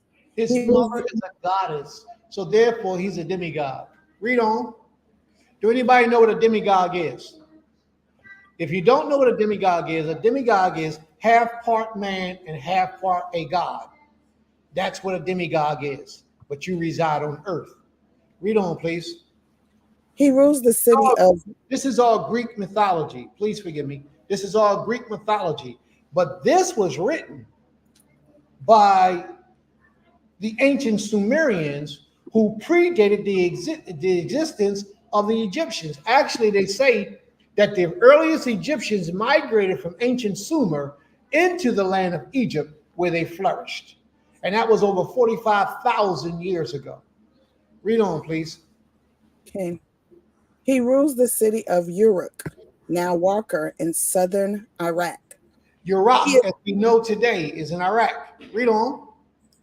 He is a great warrior and builds a magnificent city using glazed bricks, a new technique. But he is lustful and tyrannical, seizing and violating brides on their wedding day. So the gods create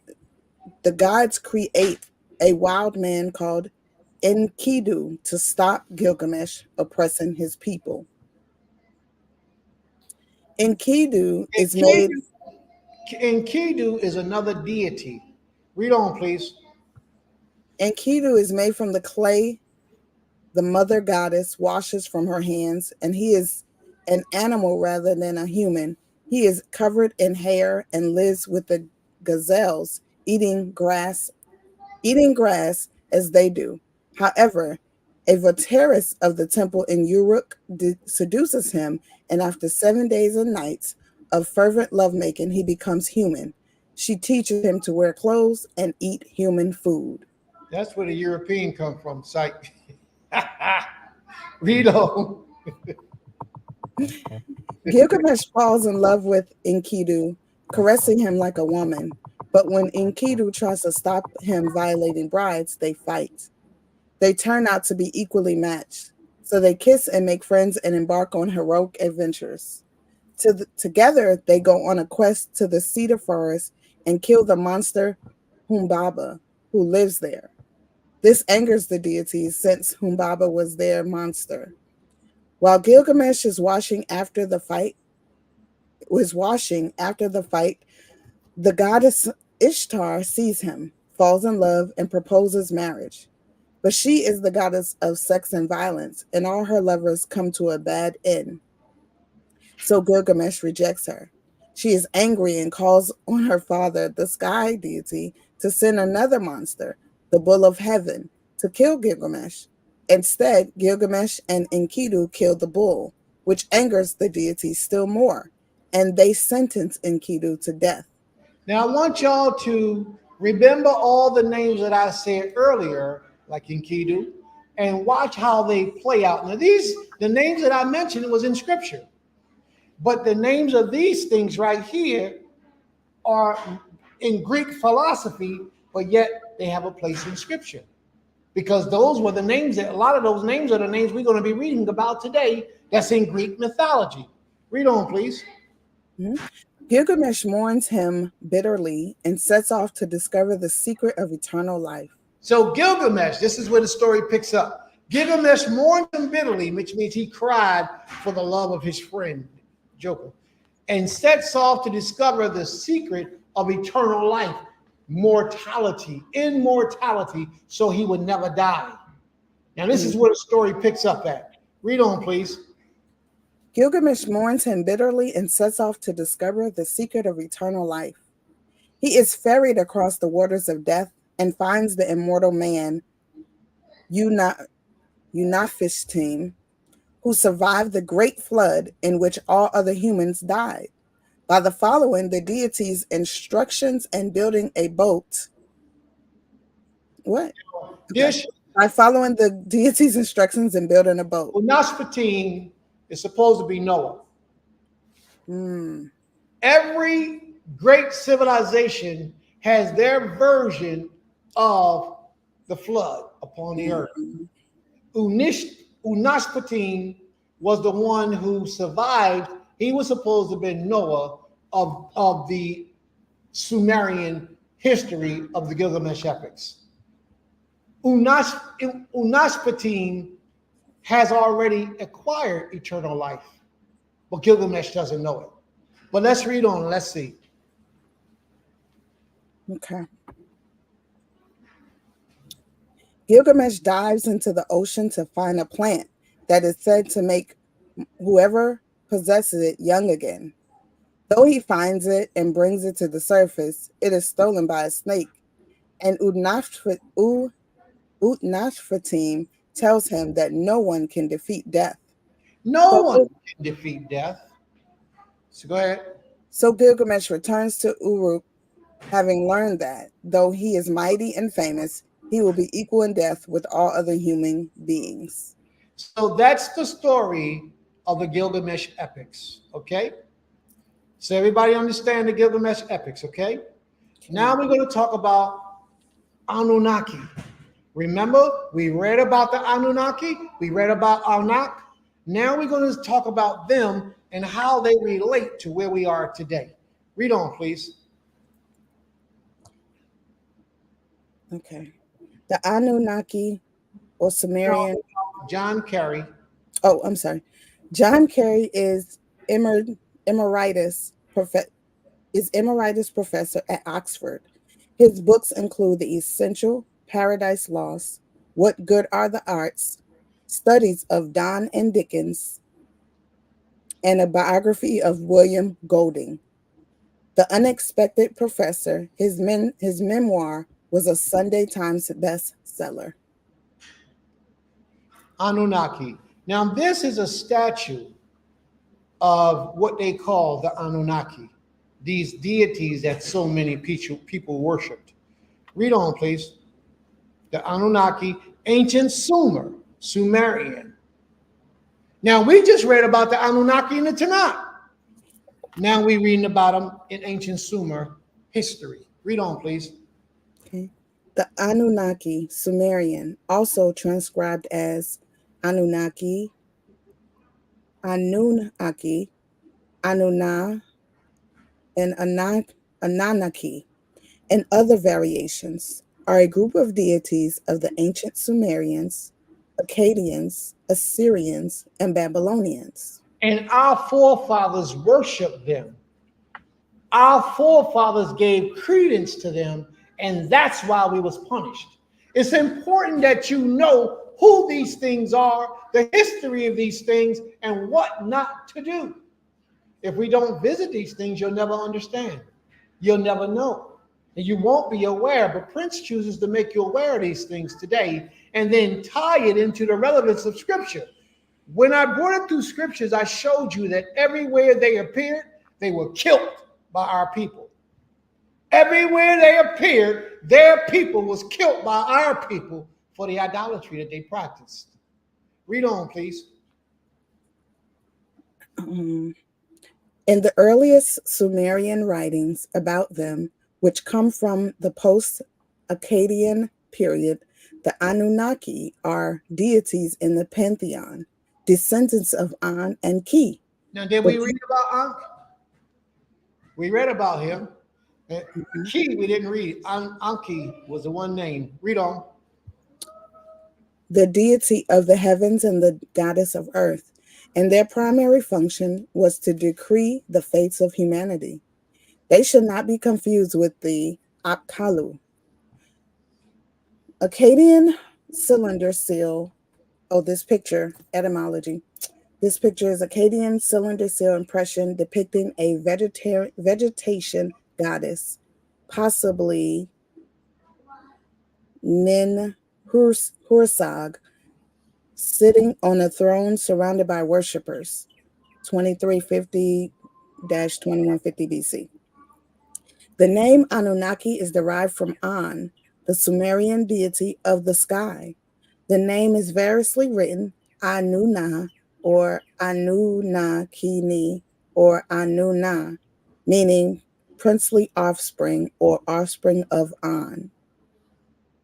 The Anunnaki were believed to be the offspring of An and his consort, the earth goddess Ki.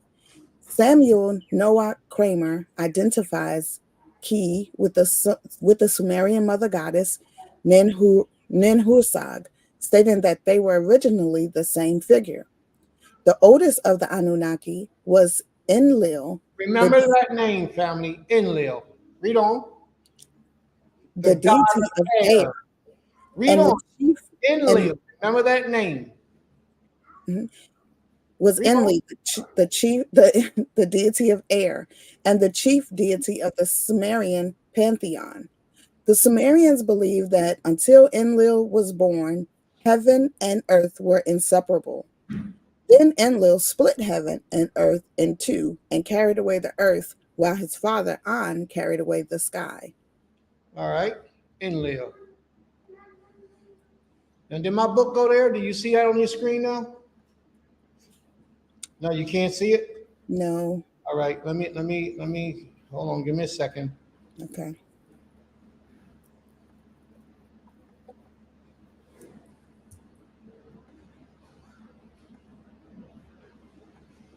All right, can you see it now? No, it's still on. It's still on the last page of what we just read, the etymology of Gilgamesh.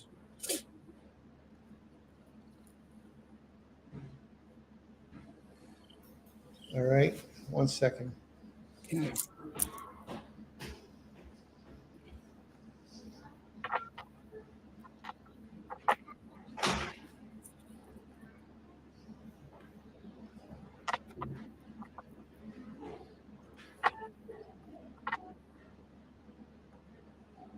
Now you see it?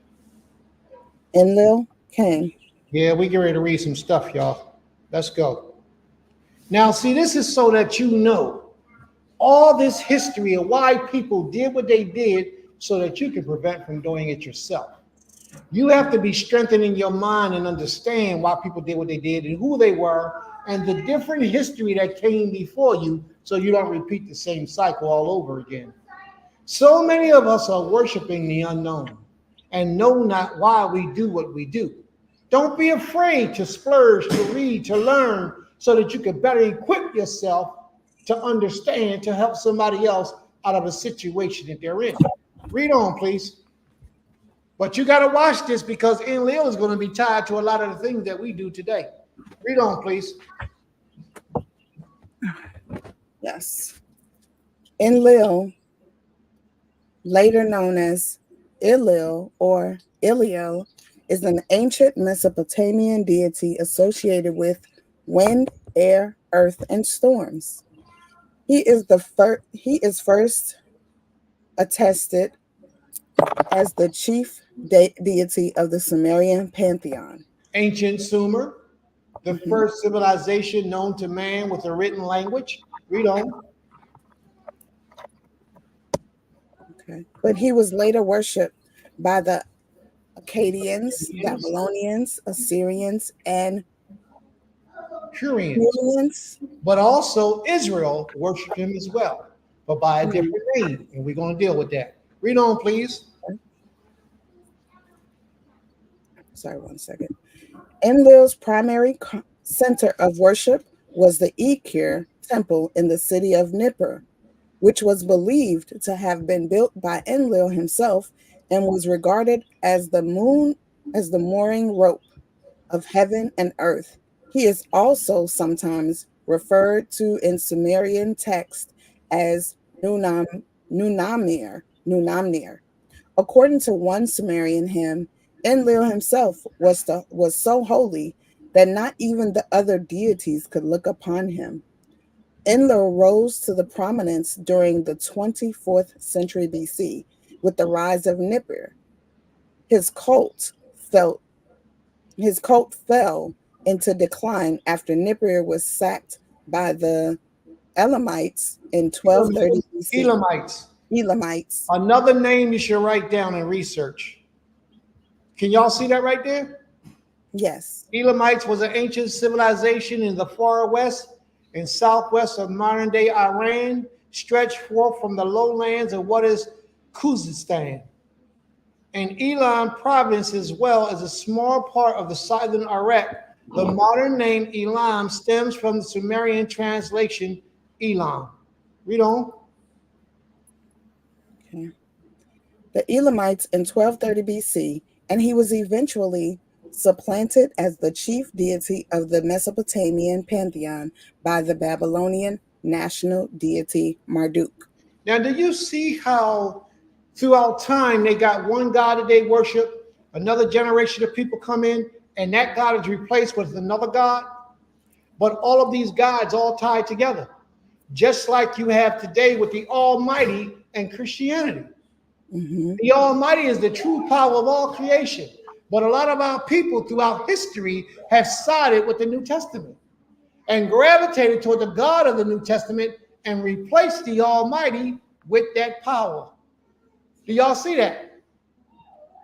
This is not knocking anybody who believe in anything else other than what I'm saying right now. If you follow that, you follow that. You believe that, you believe that. Nothing can take the place of the Almighty. Read on, please. Okay. Enlil plays a vital role in the ancient Near Eastern cosmology. He separates An, heaven, from Ki, earth, thus making the world habitable for humans. In the Sumerian flood myth, Eridu Genesis, Enlil rewards Zusudra with immortality for having survived the flood, and in the Babylonian flood myth, Enlil is the cause of the flood himself, having sent the flood to exterminate the human race who made too much noise and perverted him from sleeping. Oh, prevented him from sleeping. The myth of Enlil and Ninli is about Enlil's serial seduction of the goddess Ninlil in various guises, resulting in the conception of the moon god or the moon deity Nana and the underworld deities Nergal, Ninazu, and Enbilulu. Enlil was regarded as the inventor of the matlock and the patron of the agriculture. Enlil also features prominently in several myths involving his son Ninuta, including Anzu and the Tablet of Destinies and Lugel. The etymology. Enlil's name comes from ancient Sumerian, meaning Lord and Lil, the meaning of which is continuous or contentious, and which has sometimes been interpreted as meaning winds as a weather phenomenon, making Enlil a weather and sky deity, Lord Wind or Lord Storm, or alternatively as signifying a spirit or phantom whose presence may be felt as stirring out of the air, or possibly as representing a partial Semitic loan word rather than a Sumerian word at all. Enlil's name is not a genitive construction, suggesting that Enlil was seen as the personification of Lil, rather than merely the cause of Lil. Now, Lil is another deity. I wanted to find a part where it tied Enlil to the Bible. And I don't see that part. You know, if you listen to what these people tell you, and they will have a way of bringing all these things full circle. All right, so it's not here. So I'm going to close this portion out because this is not what I need now.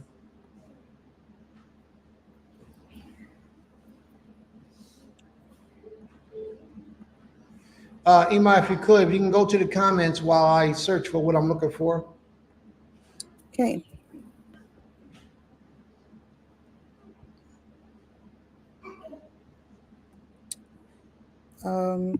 Sister Saadia says Beulah Land has phenomenal lessons, and the fact that you all utilize the chat to engage us in the audience really creates a lively learning environment. Toda Rabah. Sister Aisha Kaza says, how many levels of heaven are there? I ask because a lot of times heaven is plural. 7 levels of heaven. 7 levels of heaven? Yes. Okay. That we know of. All right. All right. Go ahead. I'm sorry. Go ahead. Sister Shivani says Shabbat Shalom, and then she also says Mishpaka, yes, they are real beings. Sister Saadia says it's really something to consider as nowadays woke people are chasing consciousness. Yes. Yes. There will be a lot of people who disagree with this lesson being taught on the Shabbat day. A lot of people will, but that's okay. I do what I'm told to do. And in the manner in which we're bringing it, in the end of it all, it will make sense to you. Read on, please. Okay. Yeah, finish with your comments. Zaquina Sukari says there are statutes in Kemet often considered a tribute to giant beings. And then Sister Shavanya says, I know alien beings. I had an encounter once with 3 alien beings. I had proven it the next morning because one of my locks was missing in my head, and I had a red bald spot in my head, and it was hurting. 1 second. I think they saved my life. I was in a source type of surgery, but the Most High is King. There's another side of life we cannot see. And then Sister Lyrical Dreams, I think this Sister Chelsea says, this is fire. I don't see many brews touching the Epic of Gilgamesh. I don't know nothing about it. Sister Shavanya also, I'm sorry, I didn't continue her comment, but it says, all I could do was move my eyes. I can remember those big black almond huge eyes like it was yesterday. I know they are working for the Creator. And then Sister Lyrical Dream says that many giants are found there to this day. Pictures referring to when we were reading about Gilgamesh. And then I just commented saying the Maasai people are also considered to be giants like the Nephilim. Very good. All right, very well. So we read about the epics of Gilgamesh. Now this stuff is all new to a lot of people here. The epics of Gilgamesh. And Gilgamesh's whole thing was to try to find the elixir for eternal life. And what he did was he went out into the wilderness. He met a man, and this man already had immortality. But when he found the elixir, it was a plant. Think about that for a minute. Plants today, as we know, is medicine for our lives. He found it, it was a plant. So what would that be telling us about the vegetation in the earth that we have, how it could prolong our lives if we was to believe such a thing? That even in that story, plants was something that prolonged life, even in that story. But let's go on. There's another story I want to familiarize you all with, and it's called the Enuma Elish. Anybody here familiar with the Enuma Elish? All right, the Enuma Elish is another form of creation story. All these nations prior to us had their own forms of creation story. So we're going to read a little bit about the Enuma Elish, and just briefly, we're going to get a little bit of that understanding, and then we're going to move on to the Anunnaki, and we're going to tie it all in. All right? Ima, you ready? Okay. Enuma Elish. All right, for anyone who's looking, who's really interested in these type of stuff, I think you all should be familiar with this stuff. Not that you follow or believe, but you have to strengthen your mind to understand the things that are out there to better prepare you for where you are.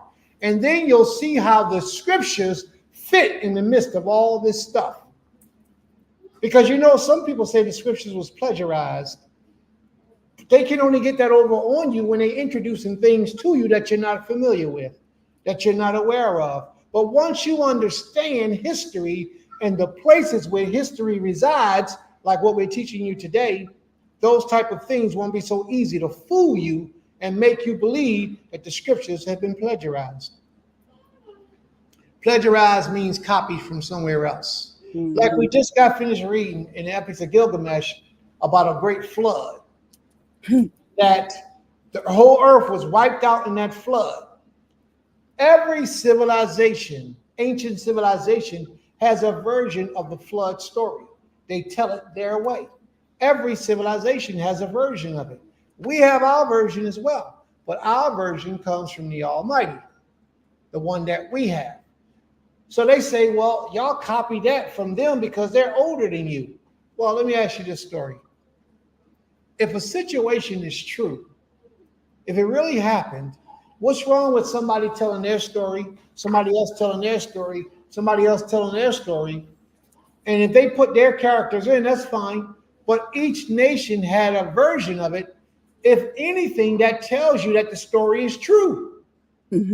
However, the people spoken in their language, however it was, so be it. But that lets you know that at one point the earth was flooded out, which verifies the significance of the Tanakh. You had a question?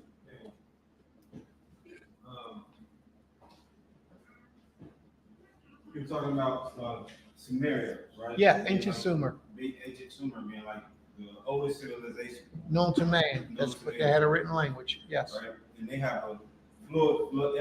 Everyone has a flood story. Yes. Where did Abram come from? Abram, Abraham before. our forefather, All right. Ur the Chaldees. Where was That's that? right outside of Babylon. Right outside, right?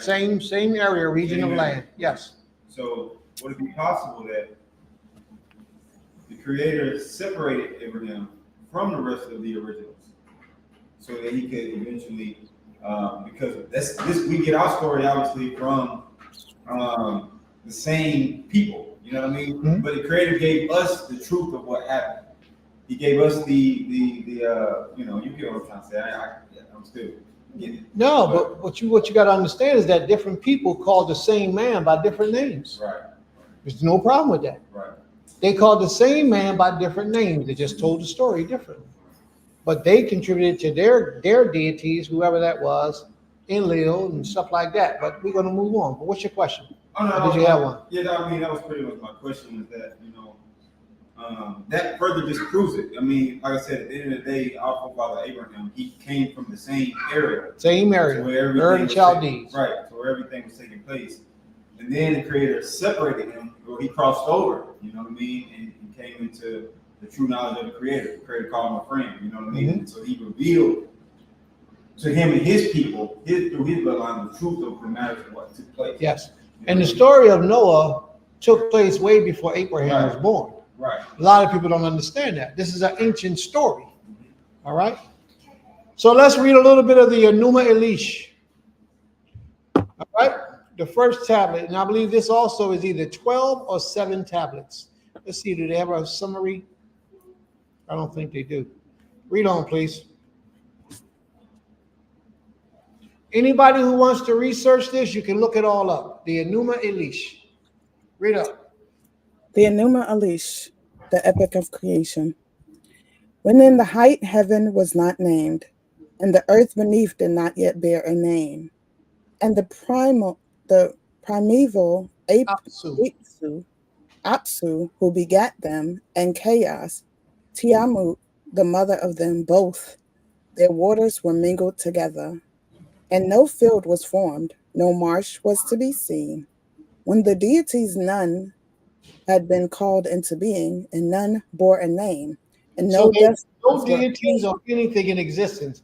One thing I want you all to pay attention as we read all these strange things today is that all of these deities had a supreme deity that they bowed down to. Every one of these, Enlil, Tammuz, all of these deities that we read, Tiamat, they all had a supreme deity that they all bowed down to. So these things would be almost like the Elohim. Read on, please. and no field was formed, no marsh was to be seen. When of the deities none had been called into being, and none bore a name, and no destinies were obtained. Then were created the deities in the midst of heaven. Lamu and Lahamu were called into being. Ages increased. Then Amar and Kesar were created, and over them.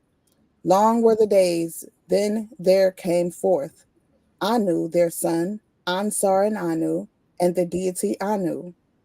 Now, do you see the similarities in all these names that we're reading from the names that we read in the Tanakh? Mhm. Very much. Watch, we're not even finished. There's a whole lot of similarities in these names. Read on, please. Nudimud, whom his fathers, his begetters, abounding in all wisdom, he was exceeding strong. He had no rival. Thus were established and were the great deities. But Tiamat and Apsu were still in confusion. They were troubled and in disorder. Apru was not diminished in might, and Tiamat roared. She smote and their deeds. Their way was evil. Then Apsu, the begetter of the great deities, cried unto Mumu his minister, and said unto him, O Mumu, thou minister that rejoiced my spirit, come unto Tiamat, let us go. So they went, and before Tiamat they lay down. They consulted on a plan with regard to the deities, their sons. Apsu opened his mouth and spake, and unto Tiamat, the glistening one, he addressed the word, their way. By day I cannot rest, by night I cannot lie down in peace, but I will destroy their way, I will. Let there be lamentation, and let us lie down again in peace. When Tiamat heard these words, she raged and cried aloud. She uttered a curse, and unto Apsu she spoke. What then shall we do? Let their way be made difficult, and let us lie down again in peace. Mumu answered and gave counsel unto Apsu. And hostile to the deities was the counsel Mumu gave. Come, their way is strong, but thou shalt destroy it. Then by day shalt thou have rest. By night shalt thou lie down in peace. Apsu hearkened unto him, and his countenance grew bright. Since he, Mumu, planned evil against the deities, his sons, he was afraid. His knees became weak. They gave way beneath him. Because of the evil which their firstborn had planned, they altered. They sat in sorrow. Then E, who knoweth all that is, went up, and he beheld their muttering. All right, so I want to stop there. And I have one more thing I want to go to, but I got to get to it first. Okay. All right. I just had to go there to show you that portion. And now I got to go to, I got to open up another window. How can I open that window? Let me see.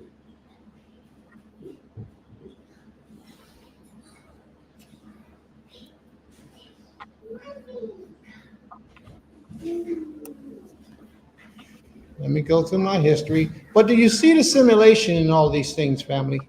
Okay. The simulation and how all these things are very similar. Okay.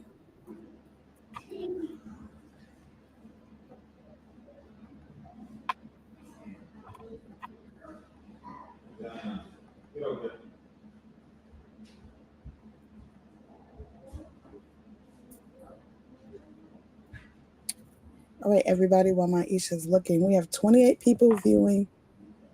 Well, I mean, it's 23 people viewing, and we have 10 likes. So please go like, share, comment, and hit the bell for notifications. Let's get our likes up, everyone. That helps with our algorithm, and helps others who follow you to also see our page and be interested in what you are viewing. Toda Rabah. All right, here we go, family. Let's strengthen our minds now. Now we're going to read. El is a deity. Now we know El as the creator. We know El as the Almighty, as the creator of all things. But there's another understanding of the word El. El is not the creator's name. El means the power. There are other nations other than Israel that refers to their deity as El. These are the things you have to know, family. A lot of Hebrew teachers ain't going to teach you this type of stuff. Well, let's read on.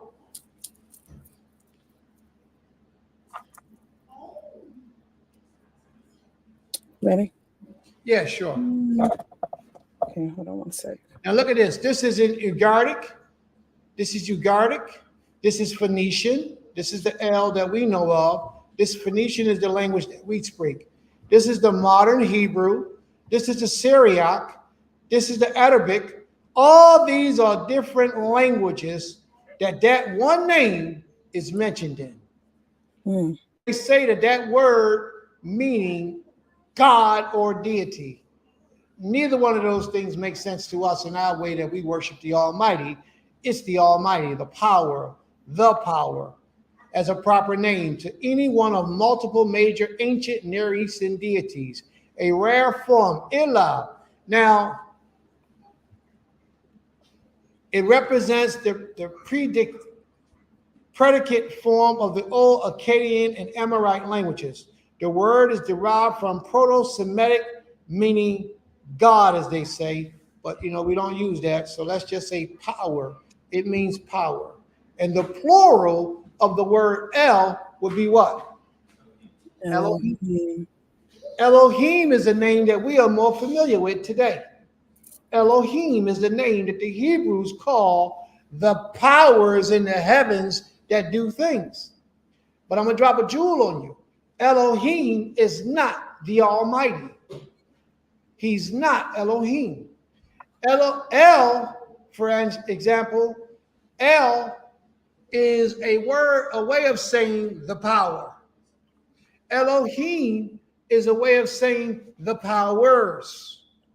When we refer to the Most High himself, out of all the powers, he is Ha Elohim, the power of all powers.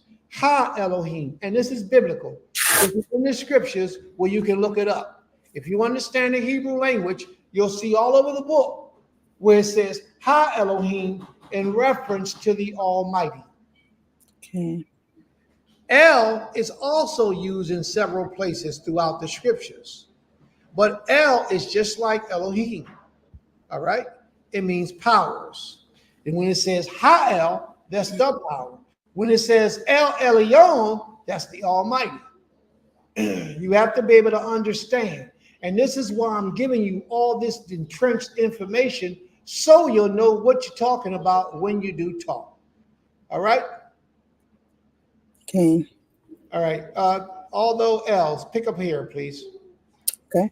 Although El gained different appearances and meanings in different languages over time. Different appearances and different meanings in different languages over time.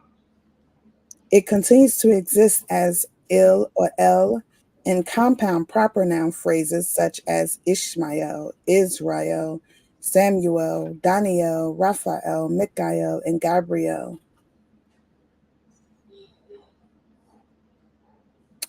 Cognate forms of El are found throughout the Semitic languages. They include Ugaritic, Phoenician, Hebrew, Aramaic, Akkadian. In Northwest Semitic use, El was a generic word for any deity as well as the special name or title of a particular deity. So you see what they're saying? You see how they say it? El was a particular, it's like saying God today. How people say God today. Mm-hmm. God can be any God. It could be referencing any God that they worshiped. We don't use the term God, so we will have to replace that with the word power. Power can be multiple powers. The word El, and this is my point, and you have to understand what I'm saying to you. If you don't understand, please ask the question. The word El can mean the God of other nations, or it could mean the creator of all heaven and earth. Depending on the context, is how it's being used. It is not a direct name. Therefore, you don't pray to El. You don't bow down and you don't worship El. El is just a space filler in reference to a power, just like Elohim. If you're going to pray to Elohim, you must say Ha Elohim, the creator. You understand? Because it isn't but one creator, but the word Elohim is plural. It compounds a lot of things. Read on, please. Okay.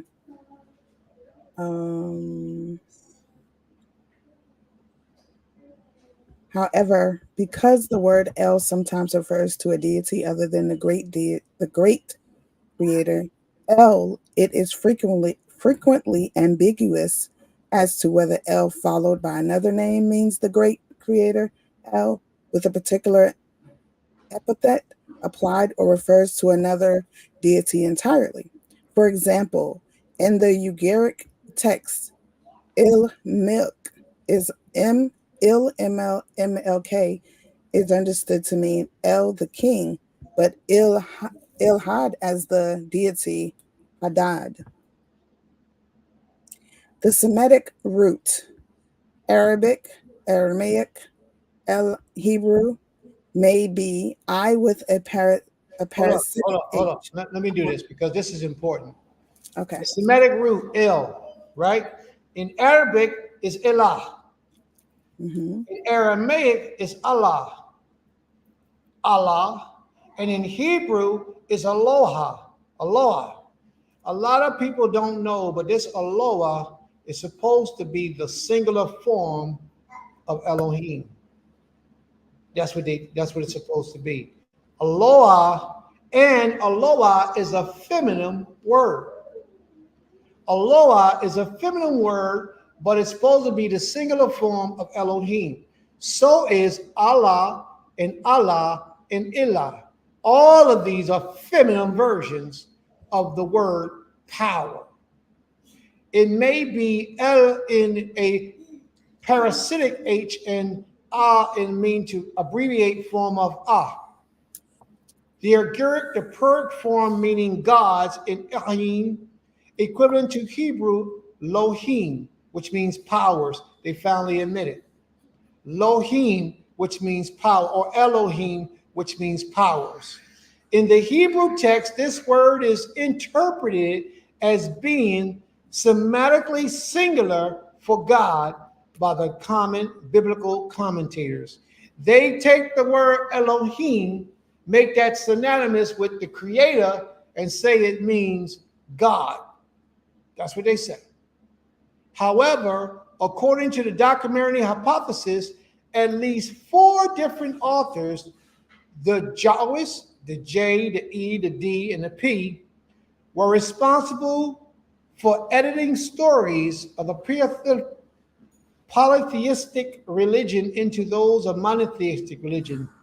They get into the fact where they try to say that, and I'm going to get back to my story. They get into the fact where they try to say that there are 4 different authors of the Bible. Mm.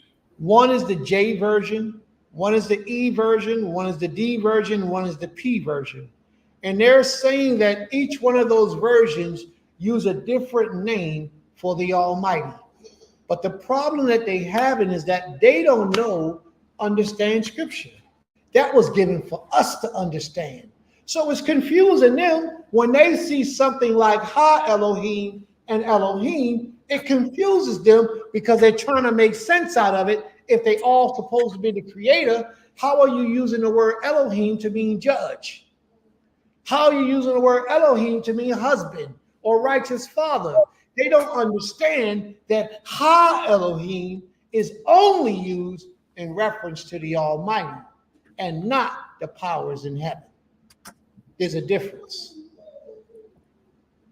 So we're gonna stop here, family, because I don't want to confuse you guys. But what I will suggest is that you go and you research for yourself so that your understanding and your studies will be strengthened so you'll know what it is that you're speaking of. I have one more thing that I want to read.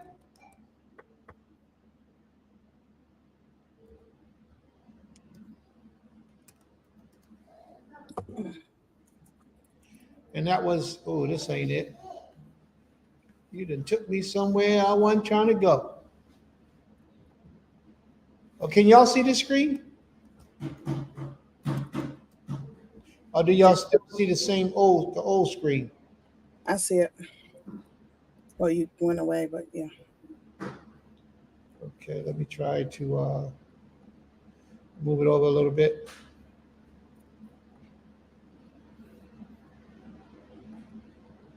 There we go.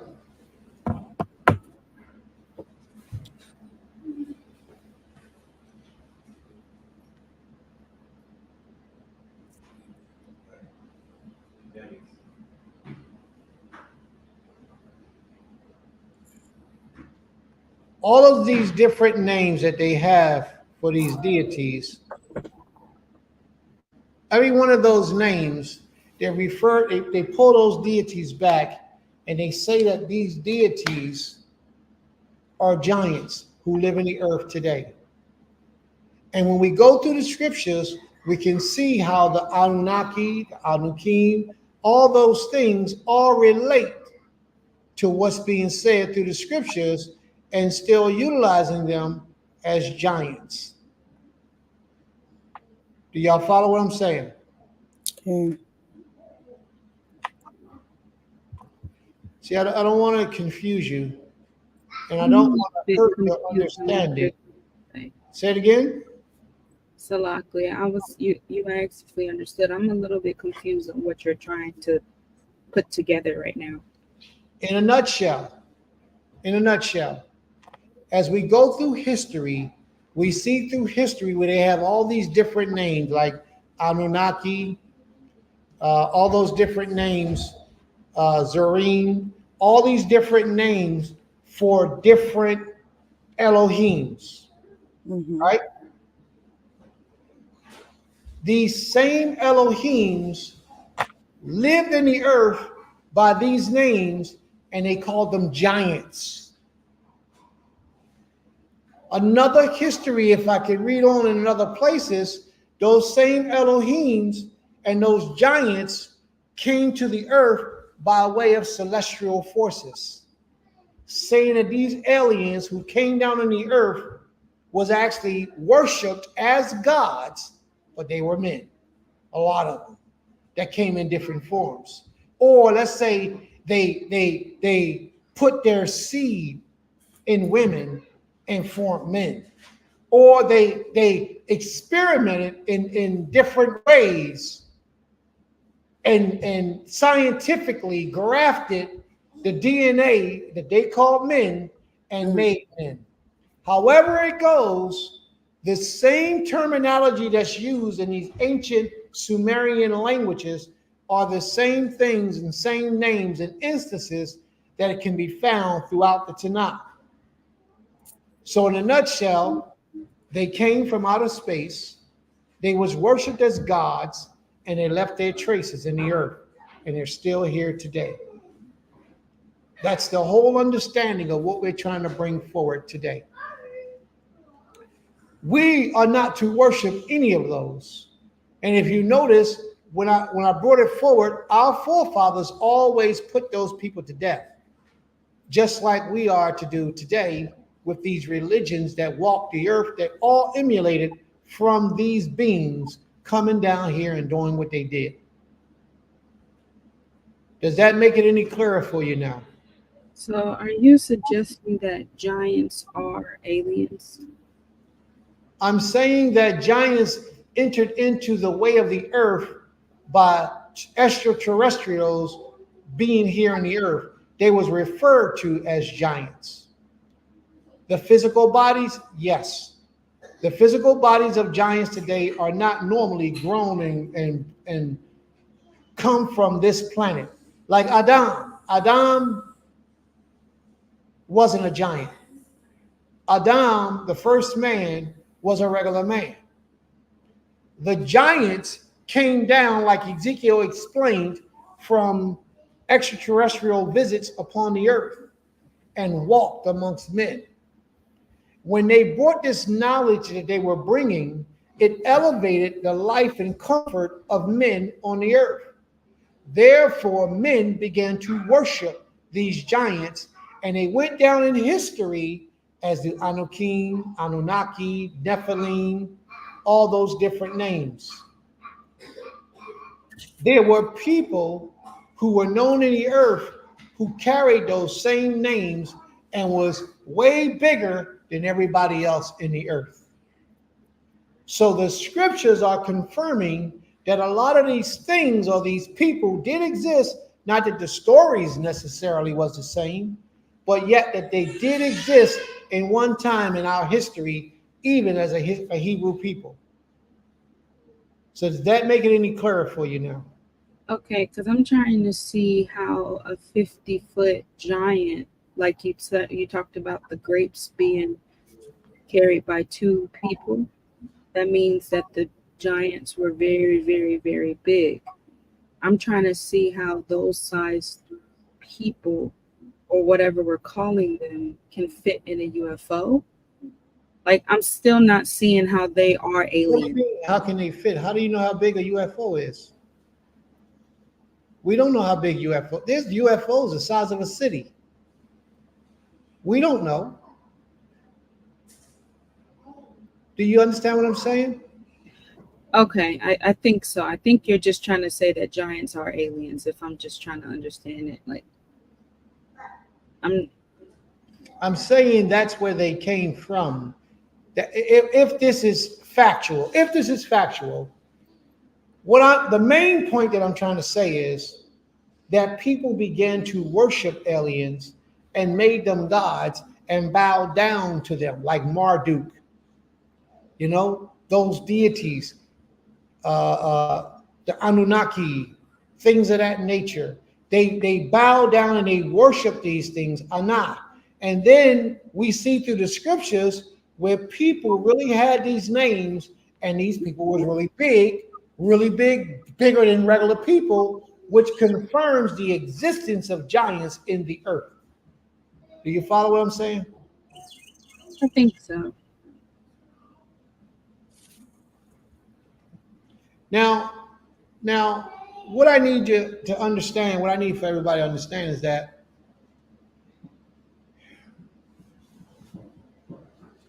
where we are at right now in technology, that's only where we are, from stolen information from terrestrial beings. Those celestial terrestrial beings are thousands of years ahead of us. When we were in Egypt, back in the days of Egypt and the pyramids being built, they were thousands of years ahead of us then. But now we walking around with cell phones, right? We're able to catch airplanes and go across the seas and travel to different places.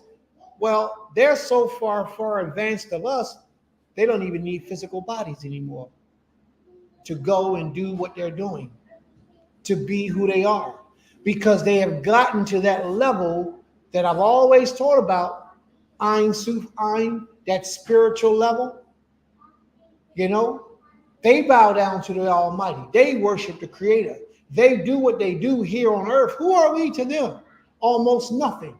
But as the children of Israel, we rise above that.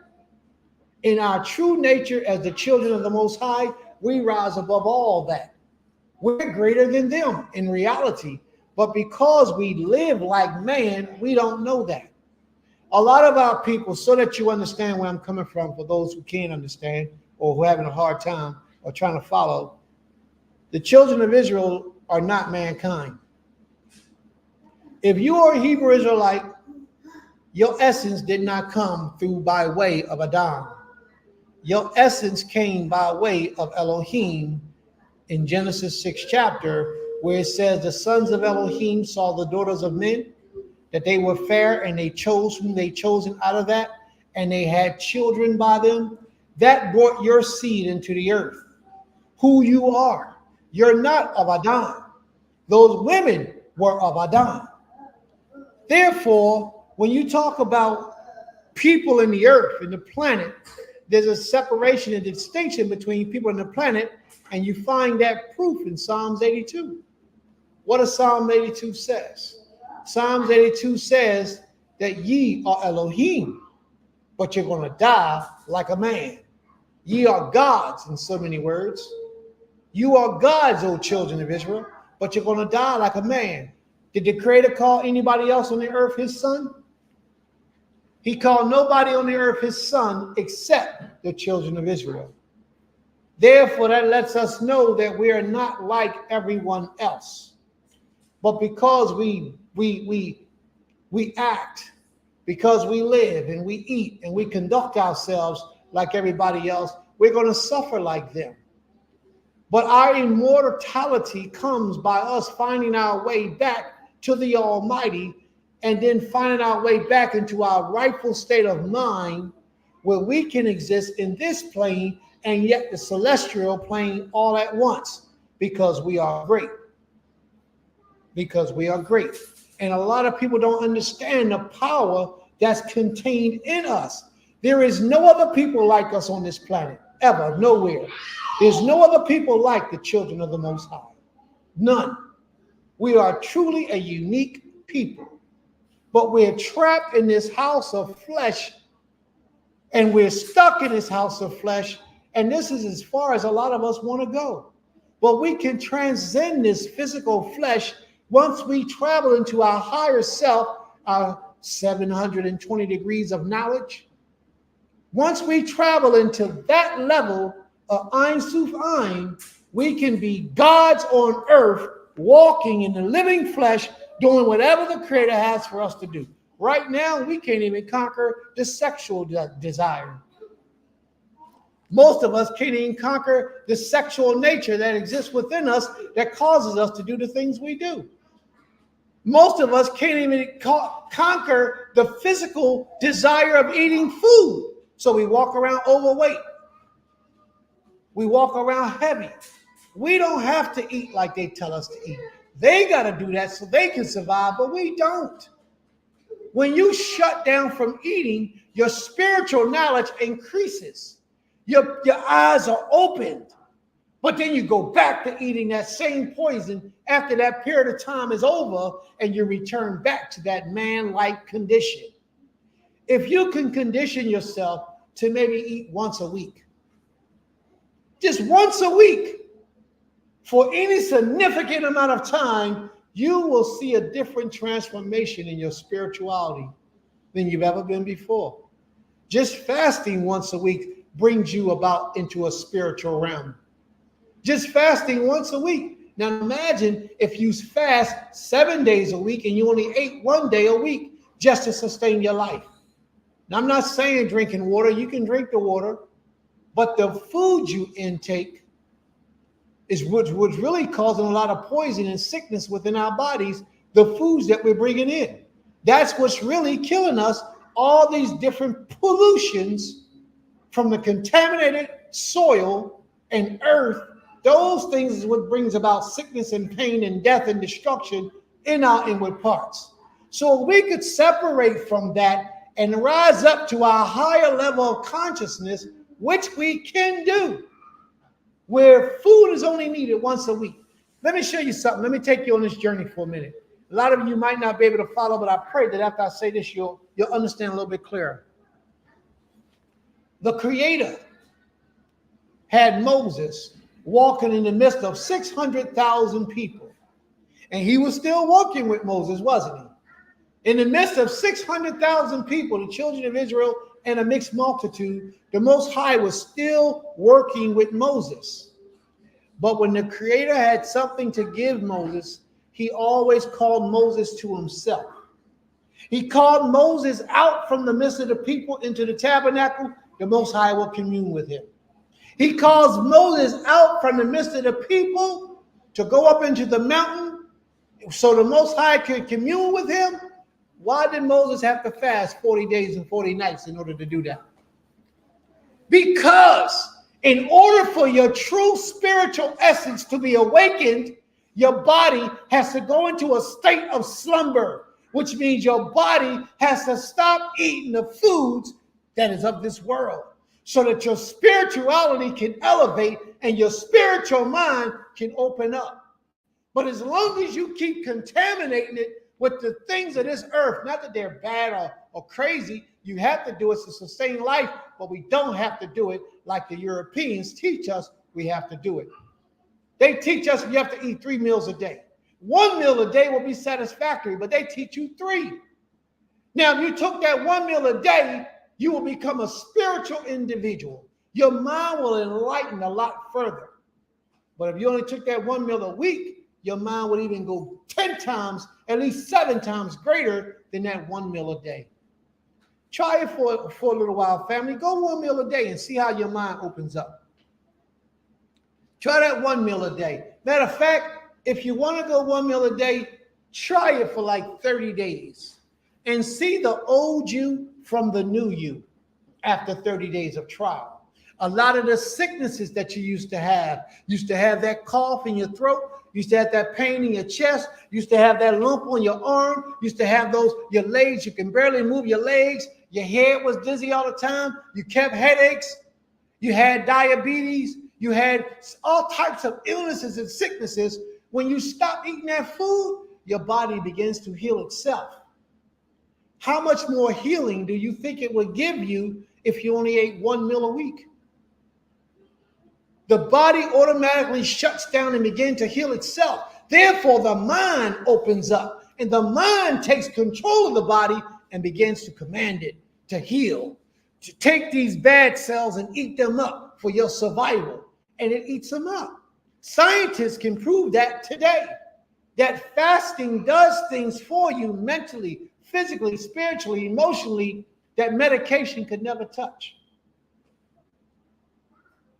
We're not designed to eat like they got us eating. We're not meant to be this way, but yet we do it because we don't have the knowledge of who we are. We are Elohim on earth. We, the children of Israel, are Elohim on earth, but we don't understand the power that resides within us. We still stuck here because we've been acting like man for so long, living like man for so long, we lost touch of our spiritual essence and who we are. People used to pray to us, but y'all don't understand that. And if I say that to you too hard, you won't understand. Well, I'll tell you to you like this. When Abraham was in the story in Genesis, the 23rd chapter, what did they call Abraham? A great prince of the Most High. That meant great servant of the Almighty. People used to pray to us. Y'all don't believe me? All right. Who's Hercules? Who's Zeus? Zeus, Hercules, Pleiades, all those individuals are Greek deities that the Greeks would bow down and worship. Do you know that every one of those deities was black? The original versions of those deities were black. The Europeans came in power after a period of time and they started whitewashing all that stuff and making them look like them. But the original ones, the Europeans used to bow down to, was black like us, people of color. People used to worship you. You don't understand that. Your mind might not be able to expand or expound on those things that far, but it's a fact. You don't know who you are today. You've been kicked off your mountain because you sinned against the eternal power, the creator of all creation. Therefore, you shall live like man, you shall die like man. You shall eat like man, you shall desire like man. But once we get to a certain level, the man things that the man taught us, it dies off in us. You know, most of us are running around right now chasing some coochie, chasing some snatch. And women chasing some follicle, how they can have sex. That's a big thing. Man, we don't have to do that. We don't need to do that. We don't need to. We can separate ourselves mentally, spiritually, emotionally from the things that the man has taught us to chase after. What is the meaning of life? We don't know. Well, live, die, be happy, and have sex and make children. No. To worship, serve, and honor and obey the creator of all creation is the meaning of life. And that's why we're here in the condition we're in today, because we have chose to give the worship of the Most High the backseat while we chase the pleasures of this life. Chasing the pleasure of this life is hell for us. We don't see the misery and the pain and the suffering that we go. How many relationships you've been in chasing the pleasure of this life that fail?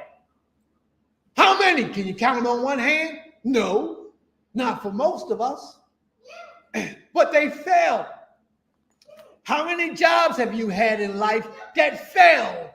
Chasing the desires of this world. How many jobs have you had in life that failed? How many things did you experiment in life that produced nothing in your life? And when you look at it today, it was a waste of time in life that you could have did without it. The one thing in life that you cannot do without is the Almighty. The one thing that never fails in life is the Almighty. But we have not risen to our epitome of righteousness in our minds where we can get back in relations with the Creator. We haven't done that. I took you on a whole journey today to show you how these aliens who came from outer space, came down here on the planet, in their right mind, could do things that nobody else could do. Therefore, the people worshiped them. Well, what do you think they was doing with the children of Israel? You don't think they was worshiping us? Yes, they was worshiping us. They called us Zeus. They called us Hades. They called you Athena. These are the gods that they worship. They even called you Jesus and Mary. They called you all those things. They're talking about you, but you don't know it because you lost your mind. So much to this, man. It's so much to this that we have no understanding of. We have no desire to even learn what life is really about and how to achieve greatness in this planet trapped in this physical flesh. We can get there. We can do this. We have to first learn how to get along and love, because most of us don't even know what the beginning of love is. We think love got something to do with some sex, and it ain't. It ain't got nothing to do with sex. It got everything to do with me wanting for you what I want for me, or wanting better for you than I want for me. That's what love is. So how could I kill my brother? How could I harm my brother? How could I hurt my brother if I truly love my brother and I want better for him than I want for me? This class has taken a whole totally different turn. What I'm trying to share with y'all what this is all about. There are extraterrestrials in the heavens. They are. They are so far advanced because they don't live like man. We do. Where do you think we come from? Where do we come from? You think we come from the earth like everybody else, right? No. The children of Israel don't come from the earth. We come from our Father. The Creator says in the book of Exodus 4:21, tell Pharaoh, children, Israel are my son. Israel is my son. Even the children of the Most High. Tell them that. Well, if the Most High didn't come from earth, then how his son come from earth? People don't go that deep with it. They don't go that far with it. But let's think about it. The Creator said in Psalms 82 that you are Elohim. Do Elohim come from earth? Yes or no? Because if Elohim come from earth, then we can leave it alone. Elohim don't come from earth, neither do you. But you don't know that. You haven't released your mind from the pleasures and desires of this world to see and be and do who you are made to be and see and do. You haven't released that energy yet. And I know a lot of you sitting back, Prince sounding crazy. Prince don't know what he's talking about. I promise you, everything I say to you right now will be revealed in time. It will be revealed, just like things I taught 20 years ago has been revealed. I used to teach that they used to take the placenta and create a virus that can be released in a room. I taught this 20 years ago. That strand of the virus can be released in a room of 1,000 people. It will only kill that one person that it was designed to kill. And now today, the scientists today are proving that what I said was true 20 years ago. They looked at me like I was crazy then. But that's okay. I'm speaking fact and I can back it up scripturally, everything that I'm saying. The Almighty is real. The power that he's placed inside of us is real. We have to tap into that power. Why do you think the Most High was angry with us? Think about it. He had all these other nations on the planet that he was looking over. He had the Canaanites. He had other people that he was dealing with, just not to the level that he was dealing with us. You don't believe that? Okay, look at this. Look at this story right here. When Abraham was coming back from the way of the battle with Chedorlaomer and all them, Og and Bashan and all them kings that he killed, that he went to war with, he met a man. His name was Melchizedek. Melchizedek was a priest of the Creator. Then if the Creator wasn't dealing with another nation, how was Melchizedek one of his priests? Y'all follow me? Think, family. You don't know how special you are. He ran into our father Abraham, and he gave to Abraham a tenth of all that he had. Read the scripture. That's what it says. Abraham didn't give him a tenth. He gave Abraham a tenth of all that he had.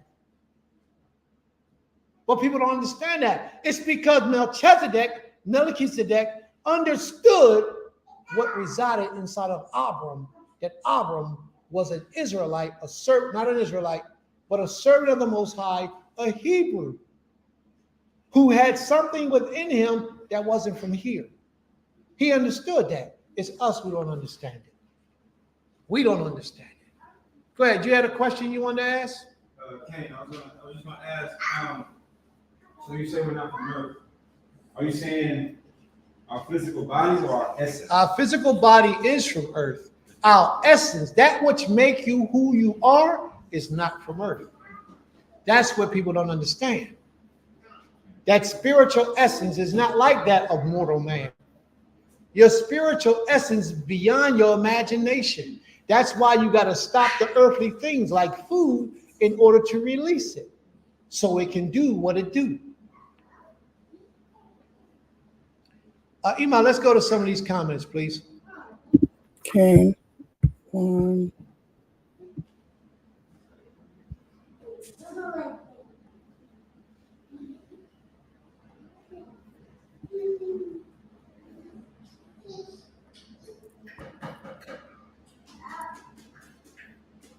Okay.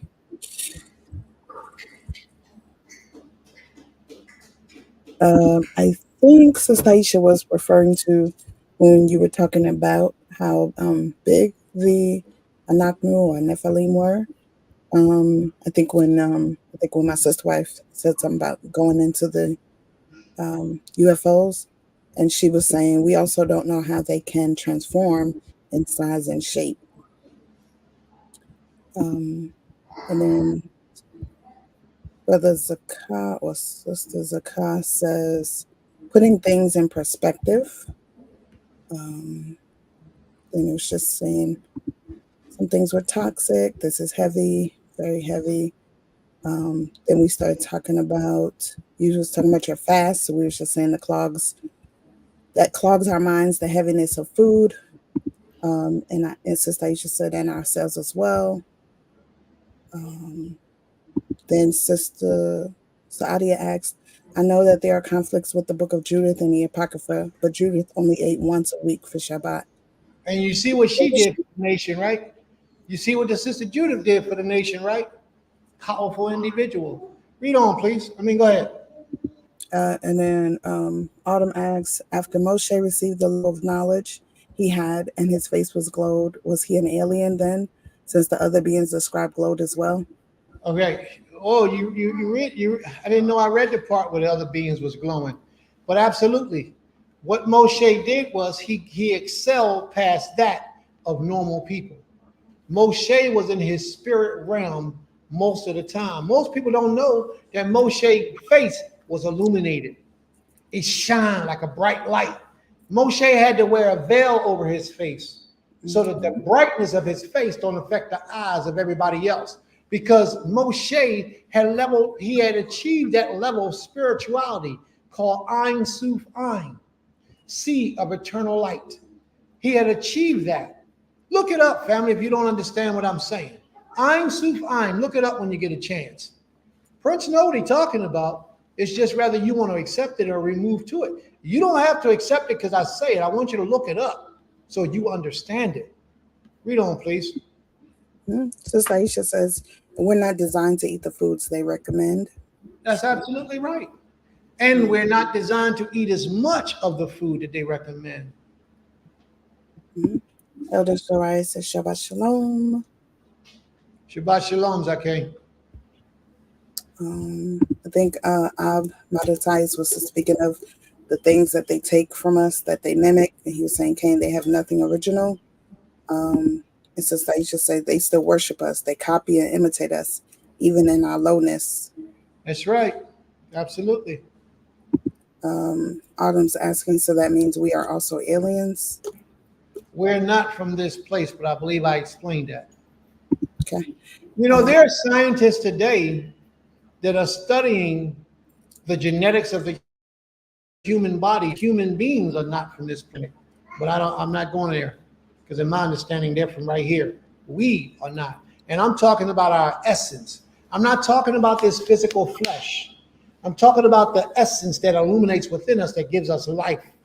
That's what I'm speaking about. Your soul, your essence is not from this place. Read on, please. Sister Gabby says, I'm referring to fasting. I've been having 1 meal a day for the past 2 weeks and don't feel as slothful as I did before. And you see that, sis? You can feel the difference in your diet, your body, your mind, everything. You feel the difference. Now imagine if you only had 1 meal a week, how disciplined you will be, how strong and how powerful your mind will open up, how you can actually do things that you never even thought and imagined. Read on, please. Sister Saadia says, even the Chinese deity is a black man. The original one had cornrows. That's right, Buddha, Siddhartha Buddha. Siddhartha Buddha was the original Buddha of all of them, and he had cornrows going down in his head. He was a black man. Read on, please. Sister Saadia said, hallelujah, I just completed a 3-day Luca fast and I've seen magnificence. There you go. May the Most High be praised. Autumn's asking, Sister Autumn's asking, extraterrestrials, meaning the angels, servants of the Creator? Everything is servants of the Almighty. Nothing can do anything without the Most High giving it permission to do it. Absolutely. Everything servants of the Almighty. Read on, please. I was just saying I did a raw week fast and felt absolutely amazing. We were just talking about fasting. Let's see.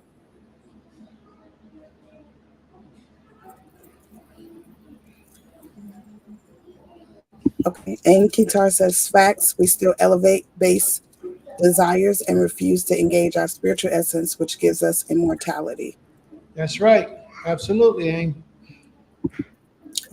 Sister Sadia says they refuse to elevate because they're afraid. People don't really want to be set apart. They don't. We talk all that talk, but we don't really want to be set apart. We don't want to be different because if you're different than everybody else, and people ain't gonna like you, people ain't gonna accept you. And we want to be liked and accepted by mankind. Therefore, we blend in with them. We don't want our story to be too much different from theirs because we don't want to be a standoff. We don't want to be an outcast, and we want to be accepted. But in reality, there's no way that we can be accepted in our right mind. Okay. Brother Benjamin says Cain, when Adam was first created, he was light as Moshe. And he said, and Adam lost the light when he chose to know evil. Okay. And then Sister Aisha says, human beings, we are beings of light, I believe, trapped in this human body. And well, that would be absolutely true. That would be absolutely true. May the Most High be praised. Sister Sadia says, what about our DNA? Our DNA has proven to be immortal. That's right. Our DNA has proven to be immortal. But you do know that our DNA is not like anybody else's DNA. You do know that, right? Everybody else on the planet, DNA is different than the black man's DNA. Even the follicles of our hair is different than everybody else's. We got the follicle 9, they got the follicle 6. There's a difference. It's a difference. We tight, real tight. It's so much. Our bones are even denser than their bones. We're not the same, although they try to say we are. They did a test on Neanderthal man, and all those other nations had Neanderthal in them except for the original black man, us, the people of color. We didn't have that in our DNA, but they did. We don't. Deep, man. It goes a lot deeper than what we understand, family. She says, like a Harrietta, they use her chromosomes for T cells. Yeah, Henrietta Lux. And that was a shame that they did that to her. They took a portion of her cells and they created all types of things from that one woman's cell. Her family is taking them to court now to sue them for the monies that they missed out on. Yeah. Harrietta Lux. That's right. Boy, I got some smart people around me. Y'all are really surprisingly intelligent. Yeah. Abmadatai says, Cain, we are not the same as everyone else. But we act like everybody else, Abba. And that's the issue. That's the problem. That's why we can't come together, because we have erased all that out of our system by being like everybody else and doing what everybody else does. And that has destroyed a portion in our brain that helps us to unite, help us to love each other, help us to share with each other. You know, if I see my brother need, it's my job to get my brother what he needs. If he can't get it himself, now my brother just being a bum, that's a different story. But if my brother's out there grinding every day and he can't make it happen, and I got a little surplus over here, why can't I go make it happen for my brother? But that's what we do. We destroy each other. We tear each other down. We hold each other back, and it's not necessary. We got to raise this curse up off of ourselves. We got to understand who we are as a people, and we got to progress for all the people and not just for ourselves. We so busy focused on me, I, that we miss the picture, because we're living like man told us to live. Mm-hmm. Lioness Fire says, people are more in flesh and not the spirit. He's Paganism. absolutely right. They're more in the flesh, and that's what I was talking about earlier. All we do is run and chase those things that bring our physical bodies pleasure. That's all we do. We chase those with sex. Oh man, and if you really think about it, you only getting a few moments of that anyway. When you reach that climax, is the only real purpose of it that today that we do it for, to reach that climax. And then once we get that, those endorphins that run through our brain, we keep chasing it. So therefore, we keep doing it, trying to desire to get that feeling again. But you can have that feeling 24 hours a day when you reach your spiritual epitome. 24 hours a day in your spiritual epitome and not lose any of your body fluids. Just be that pleased. There's so much for us to learn, family. So much. But we ain't going to learn it until the Most High make us learn it. And for a lot of us, it's going to be in the next life or the life after or the life after that. A lot of us ain't going to get it this time around because we don't desire to have it this time around. I'm standing up here telling you right now how we can achieve these things, how we can get these things done. How many of you are really going to take from today's lesson and apply these things in your life and make your life better than it's ever been? How many of you? First thing, we got so many of us that are overweight. We stop eating so much, that would immediately help us in our condition. And then our spirituality will begin to open up, and we will learn how to live amongst each other in true unity, in true sisterhood and brotherhood, in true love, in true solidarity. These are the things that we need to learn right now. Other than that, we playing games. Yep. Other than that, we playing games. And I don't want to play games. Life is too short to sit around playing games. Are there any other comments, family? I don't really see any comments. Are there any other comments? No. Aim says, in Kitar says, how can we separate our spiritual and physical essence? They are so intertwined. Fasting, prayer, and meditation. And that's how you do it, Aim.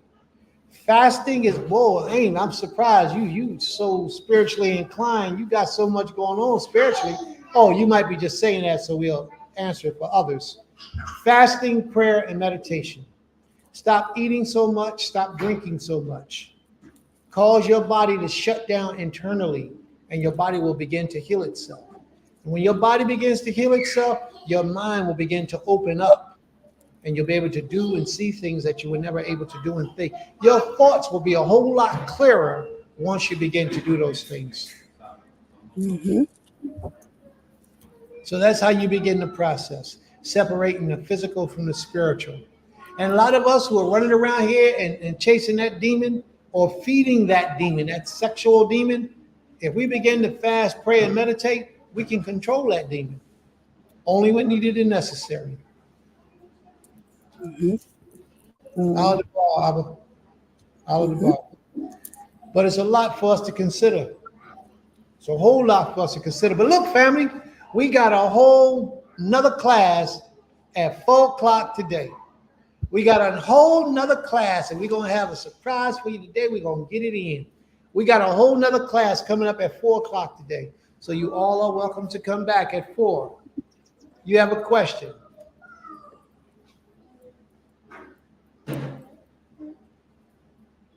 She said, did Job remarry?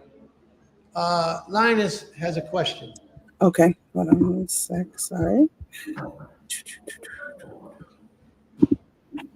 Linus Fire says, I have a question. Did Job remarry or was he with his same wife? I thought Job remarried because his wife was killed. She was destroyed. She lost her life. I thought she lost her life. Yo, Cheryl, Shabbat Shalom. We miss you Jack, too. Shabbat Shalom. Yeah, I believe Job remarried. Job got better or double portion of everything that he had prior. So that would include a wife too. He probably got 2 wives, 2 nashim. And Sister Aisha says, I'm sorry. Thank you for sharing your knowledge on uncommon topics such an amazing scholar. Well, in order for you to be a moray, and I thank the Creator for it, but in order for you to be a moray, a real moray, stand up before the people and teach the people, you have to first study and learn some things. So this is just a little bit of the things that I learned, just a little bit of the things that I've learned. I used to be Moray Kaz. I used to be a long time ago. Now I'm Prince Kaz, but the knowledge has only increased. You know, I had to learn other things. Moray, a prince, and a teacher are 2 different things. They exist in 2 different worlds. A prince is a leader. A moray is not necessarily a leader. Well, at least a prince is supposed to be a leader. And then a moray is a teacher. He doesn't have to lead you in anything. He just has to direct you and show you how not to miss the mark. But that's it. And his job is over and done. He can live any kind of way he want to live, do whatever he want to do, just as long as when he come and tell you on that day, he teaches you truth. But with leadership has to live it as well as teach it. But we have to live and teach it by example first. So, but I thank you for the comments, sis. And Sister Sadia says, Toda Rabah for these lessons. May Ha Elohim bless you all and keep you all. Somebody be listening. That chick, she's sharp. Go ahead, Sister Sadia. Keep it going. And then Sister Lioness Fire says, I believe it was the same woman. Okay, so the Sister Lioness Fire. What I'm gonna do is when we come back at 4 o'clock, I'm gonna research that and I'm gonna see if it was the same woman. You could be correct. If you are, so be it. Thank you for the answer, but I'm going to research it during the break, and then I'll bring it back at the 4 o'clock hour and let you know if it was the same woman, or if I don't know, if the scripture's not clear, or if it was a different woman. Okay? I believe that's Job 44, I think it is, 42 or 44, where it says what Job received at the end. All right. Do we have any questions or comments, family? Y'all know how we do. We do till y'all run out. Once y'all run out, then we stop that class and take our break into the next class. Are there any questions or comments? Any other questions or comments? No, I don't see any. Yeah, I know they slowed down too. I guess they done. Well, I pray that you all understand today's lesson. Sometimes you have to go and listen to it over and over and over again to get a greater understanding of things that you may have missed because your mind is sometimes running while you're hearing a thing. So go research, go check it out, and go watch the class again. Please like, share, and subscribe, and ring the bell so that every time we go live, you're notified. Ring the bell. And also, family, keep in prayers our brother Nasik Shema while he's on his journey. May the Most High be with him.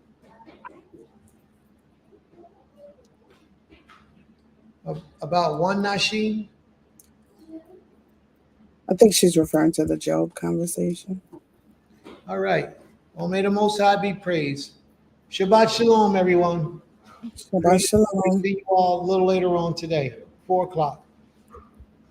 Shabbat shalom.